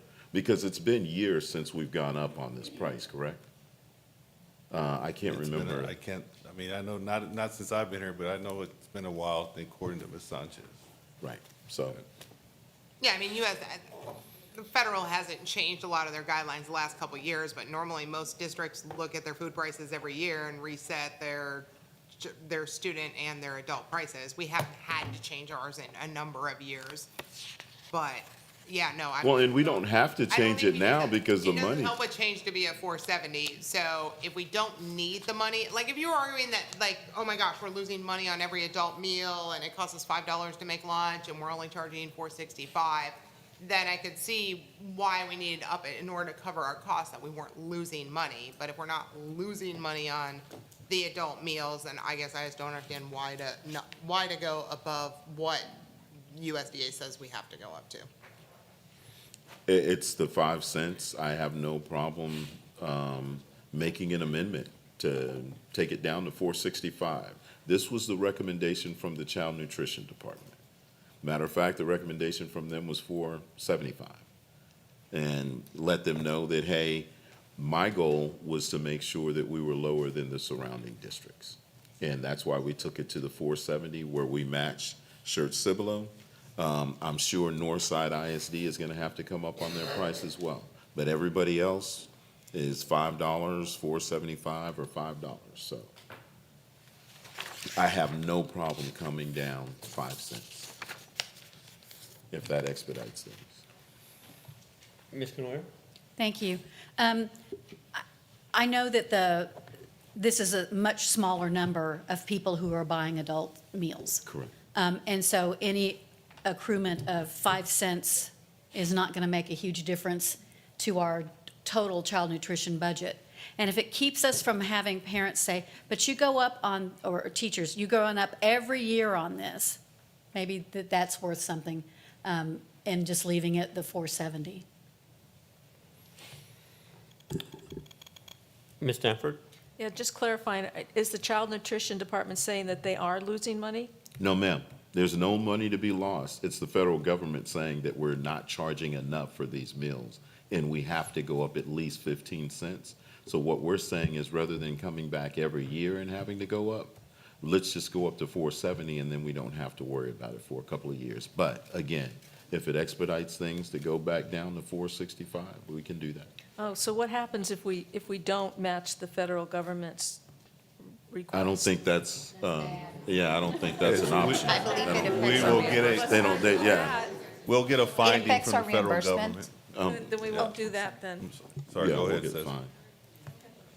Well, I would say that, we have some opportunities in our child nutrition department to improve our meals. And so if this helps, and I do agree with Ms. Canoyer as well, the amount of teachers paying that extra nickel, I mean, it's not going to be a lot.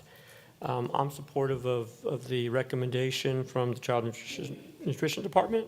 And seeing no more discussion, I move that we approve the increase of adult lunch prices. Second.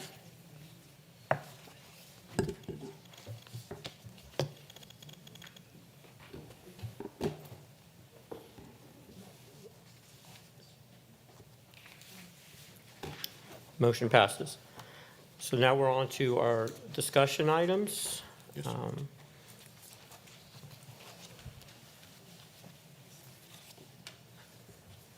I think I would say this, I had us predicted to be here at 8:45, so it's 9:15, we're a little late, but that's okay, just putting it out there. So the first item we have is teacher task force, and I'll be brief. I didn't notice any backup on our board book for this, so if there's information that Dr. Tagnall, you can provide the board of responses, I know you'll put it on record here briefly, but those responses I would like to also look and review as well from the teacher task force. The basis of this request was to identify other functions that would help teacher retention that do not involve compensation.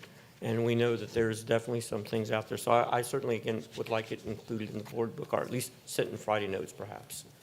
Go ahead, Dr. Fields. Yes, absolutely, I can send that to you. I thought I did submit something. I know there is.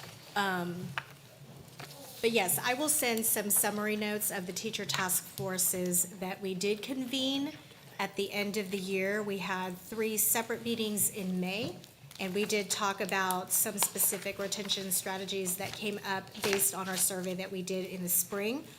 We did talk about some value pieces, which included basic recognition and incentives, which some of those recommendations were brought to the budget committee. And we were able to use some of those recommendations in the incentives that we were able to provide that the board approved this year. We talked a lot about schedule flexibility and support for student behaviors. We did reconvene that specific task force for the superintendent focus group that occurred on November 26th. So we had an opportunity to speak to them one more time this year. And some of the things that we talked about with that same group this year had to do with curriculum development and having more voice in that and feeling more valued in that information, being involved in the decision-making, and being able to hone in on their craft. We will have a second task force convened. We didn't intend to keep these same members. We were going to convene a second task force using the same strategy of self-nomination and random selection, and we would want to target some things specifically on schedule flexibility, like instructional calendar input, and then more of the incentive and stipend input. But there are some focus areas, like you said, when we asked in the survey, we asked for specific retention strategies that had nothing to do with money. And so there are some other high-level topics that we'll discuss with the task force cohort B. I think you'd mentioned that initially there were 65 or so interested parties. I'm kind of interested of those 65, how many are still here? Because again, the whole thing is retention. I know we're doing great. Dr. Fields actually showed me some retention numbers a little bit ago. So the strategy is working, right? We want our employees to stay. But some of the ideas that I've heard that have been floating out there for consideration would be related to having more planning time in the classroom and, allocating a 2 or 3 hour window for all teachers to have a planning time built in. That's in addition to what they're doing now. I mean, again, it might take an investment of the board to do that, but if that helps with quality of life and with preparation. And then relevant PD. I hear that all the time. Don't force people, us teachers, to do PD that's not relevant to what they need. And secondly, having more days that are free days and not where you have, you got to come to work, but then we're going to put you in PD all day. And so having some opportunity again for teachers to have that. And one other suggestion that was brought forward was having a calendar where every month there's a day off, where it's structured. So again, these are just ideas, and they may have come up, but certainly those are the type of things I want to see. So strategically, we can actually apply some of that to make work conditions a little better here. Just to support Absolutely, teachers. and those things did come up. They came up in the survey, they come up in the task force, which is one of the reasons why the very first topic is going to be instructional calendar input, because that's where we would decide the types of planning days, like prep days, that we would assign within our instructional calendar that would not be associated with professional development. And so in that very first meeting of the task force, that is the topic of focus. So those suggestions we'll definitely bring up. I look forward to reading that. Are there any other questions? No? All right. We'll go ahead and proceed. Next item is discussion of district-wide intruder detection security audit report findings. Dr. Fields? If we could move that to closed session, please, sir. Okay. Do we have a closed session for it? We do. Okay, fantastic. Letter C, discussion to acquire and install vape detection equipment in secondary school bathrooms and locker rooms. Ms. Ryan? Yes, Dr. Fields, the piece of equipment y'all got quotes for, is that the same essentially model that was fielded to the test ones that were fielded to the high schools last year? Because Yes. each high school, I think, got one or two, maybe one. Yes, ma'am, that's my understanding, Dr. Goff. Yes, it's the vape censoring equipment that goes along with all of our other security features in the district. So it matches the same company, and actually the company that handles our cameras and access control, their first devices were actually the vape sensors. So it is the same The sensors. same one that the Exact high same one. schools got last year and that, okay. Exact same one that we tried to pilot there, yes, ma'am. Okay. Because obviously, wherever these 480 bathrooms are, I'm still gonna argue with you if I go count. I'm not gonna find 480 bathrooms around all of our middle schools and high schools. It must be hiding somewhere, type thing. But I'm pretty sure our principals could identify our higher traffic, higher need areas. And I think that the number of those bathrooms where we have the biggest issues is probably way significantly less than 480-something bathrooms. I agree. So, but is this the piece, do we need this fancy a one, Dr. Gosh? You think you do because it syncs with everything else in our life? I would recommend using it because it is the best on the market, and it Okay. does have Okay. a better rate in terms of, I guess, detecting what you really want it to detect. Yes.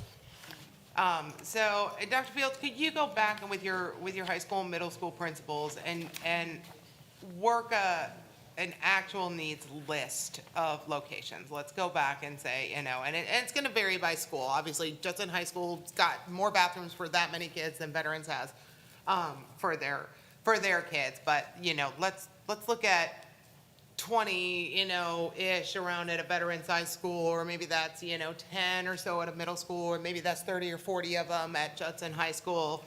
A very reasonable number. Do you think you can get some level of coverage that would make your life a little easier as a principal?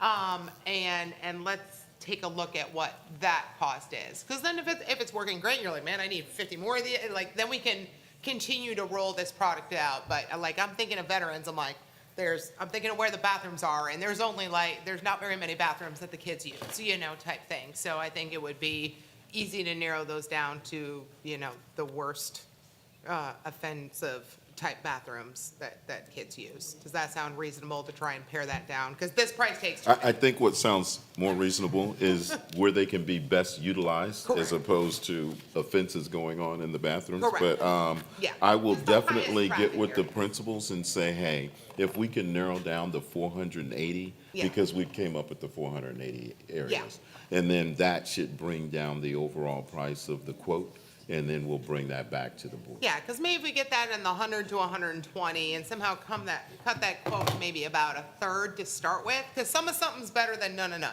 I would tell you, Some detectors in some bathrooms deterring in some way is a good start. I don't think we want to go big price tag and then, not necessarily decide later that, we're only getting so much bang for our buck out of them. I'm going to try and not put an amount on it to Yeah. start, and Yeah. just say, hey, where are the areas that you would like covered, and that's what I'll bring back to you. Okay. Yes, All ma'am? right. Thank you. Yes, ma'am. Appreciate it. Ms. Rodriguez? I think my question is this something that the principals are asking for? Because my hesitation on the putting them everywhere is the price tag. And then I think my hesitation in putting them in some places, even putting them in all the bathrooms, I've taught high school, and they're going to find somewhere else to do it. That's my thinking. And so I'm curious, I would like to hear also if the principals think this is necessary, or if they have other ideas about mitigating vape usage in schools. Because I agree with Ms. Ryan that this is likely a problem, but I don't know if this is the right deterrent for students. So, yeah, that's my. I can tell you this is discussion, and we have all of, except for one of the secondary principals here, so I can have them come up and they can let you know, but I can solicit that for my I don't need to put them on the own. spot right now. Hey, It's getting they late. enjoy wanna the go spot. home too. They enjoy the spot. In going to them and asking.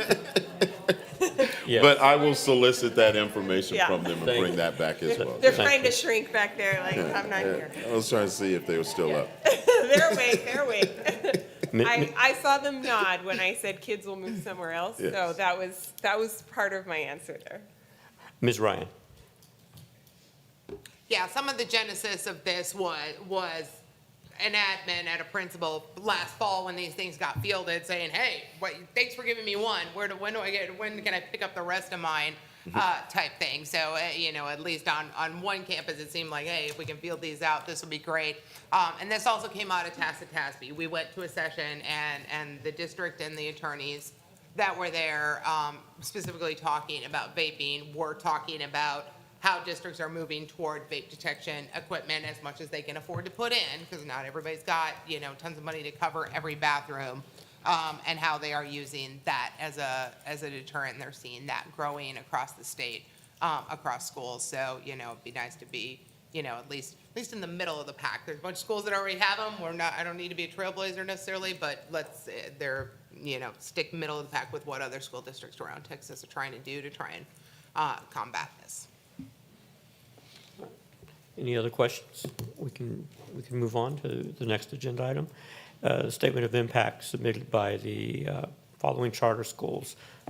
Was it Mater Academy of Texas? Anything you needed to add, Dr. Fields? Just Only that we have to Sure. let you know, and we're gonna say, we're okay. We'll make a response to the TEA on it. sure. Yes, sir. All right, so we're on our last discussion item. It's an update on board training, conferences, events, and board committee updates. I'll start over on your end, Ms. Canoyer. Do you have any updates that you want to provide? I attended the Innovation Committee meeting, but I will allow Mrs. Rodriguez as the chair to give that report. And I've been at various events. I think we all went to TASB since the last one, so I'll mention that on everyone's behalf. So we had an innovation committee meeting on Monday.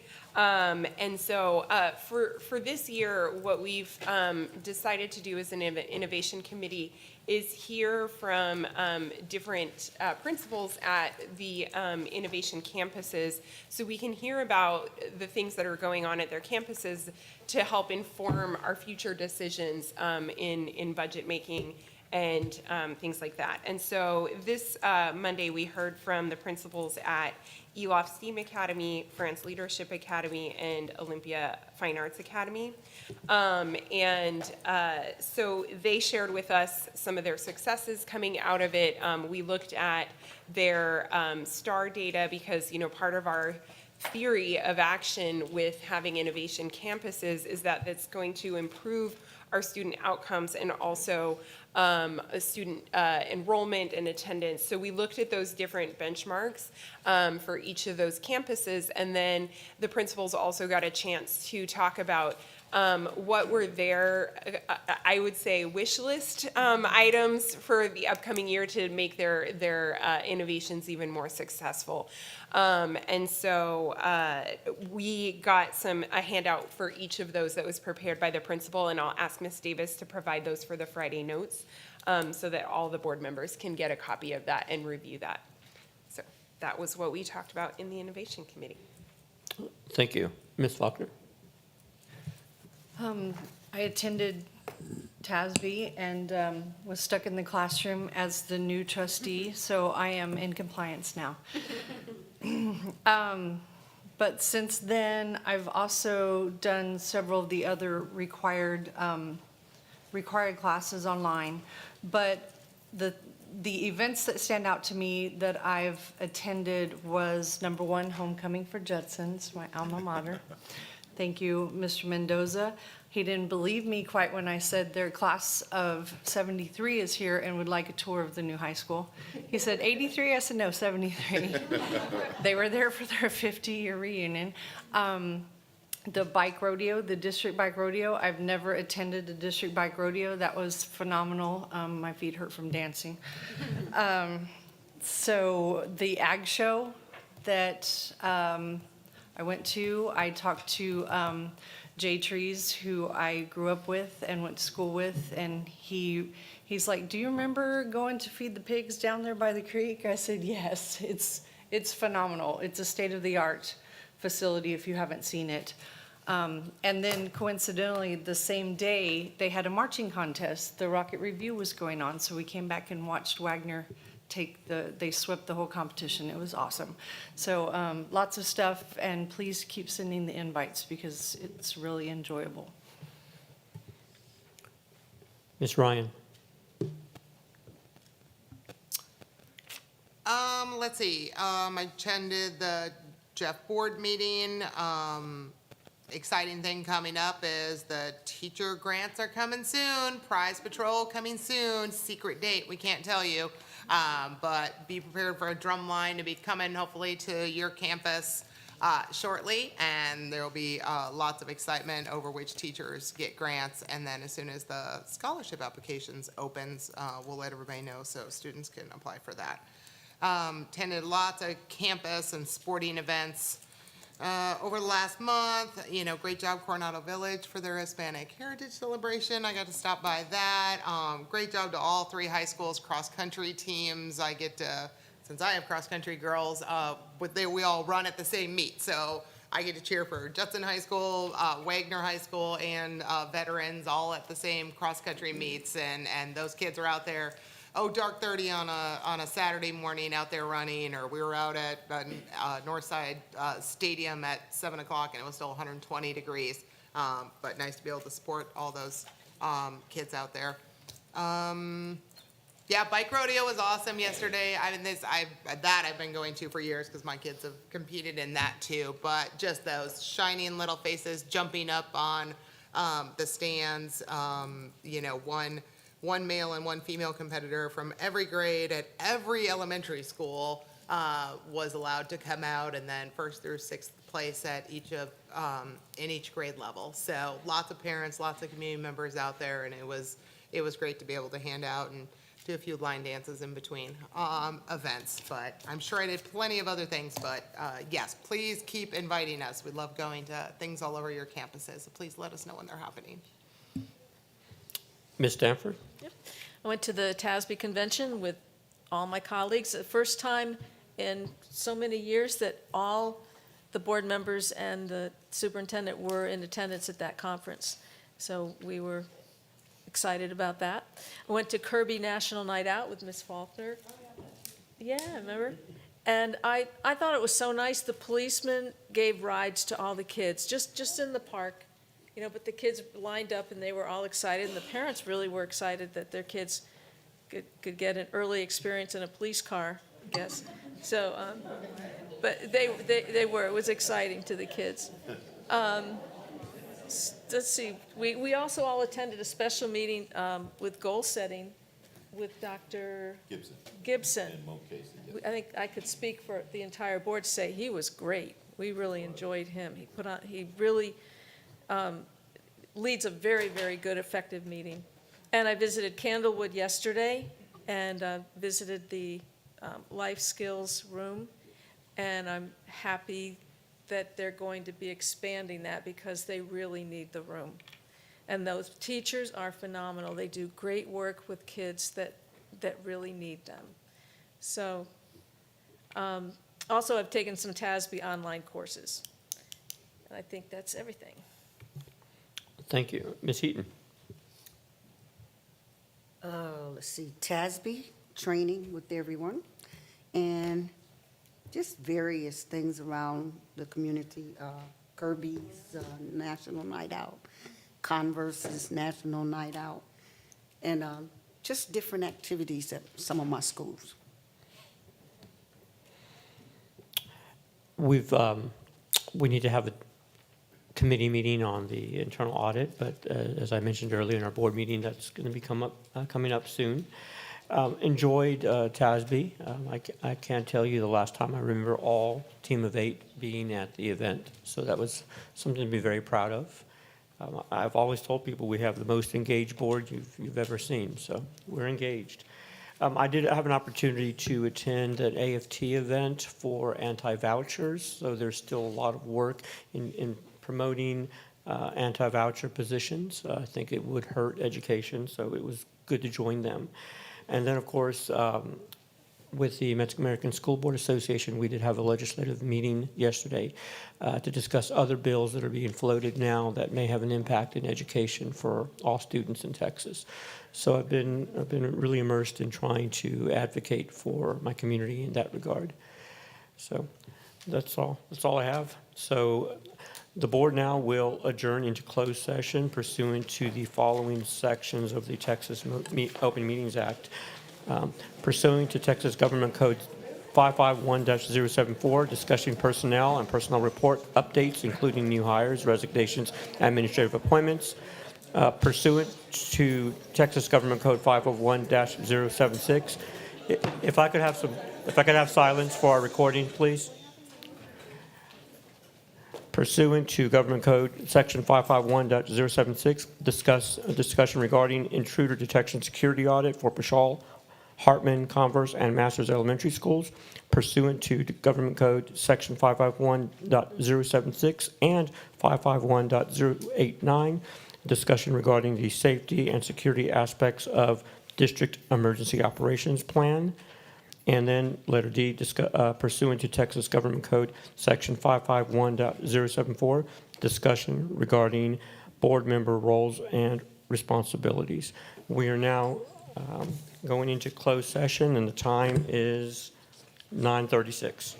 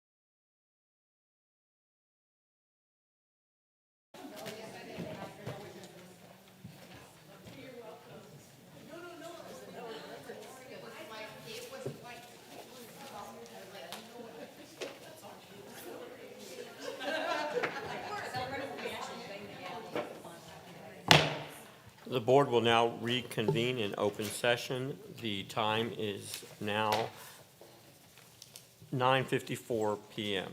No final action, decision, or vote was taken while the board was in closed session. We have one item for approval, so it's, I move that we approve the personnel report as discussed in closed session. Second. And let's go ahead and vote on that.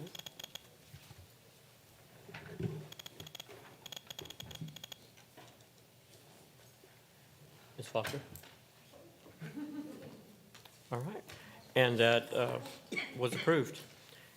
And just for the record, there was no action on the HR position or the safety security.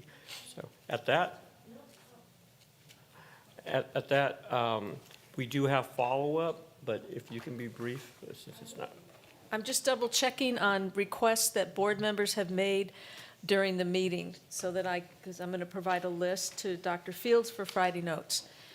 Not so that you'll get them by Friday, but so that you'll have the list of requests that everyone made. So I had Mr. Jose, I've already got the first ones Monica made. Mr. Macias wanted a special meeting for curriculum and performance. The report that we had earlier, you wanted a special meeting to go over that data. Could I ask a clarifying question? Are you, the workshop? A workshop. I think that, Yeah, I thought that was more rhetorical. Yeah. than Right. actual Okay. He request. said we Yeah. could go into it, but if there's something We'll specific you're call- looking for. But I am just a little uncomfortable talking too much about this, so just be brief, just because it's not clearly on the agenda. So Oh, okay. Just list.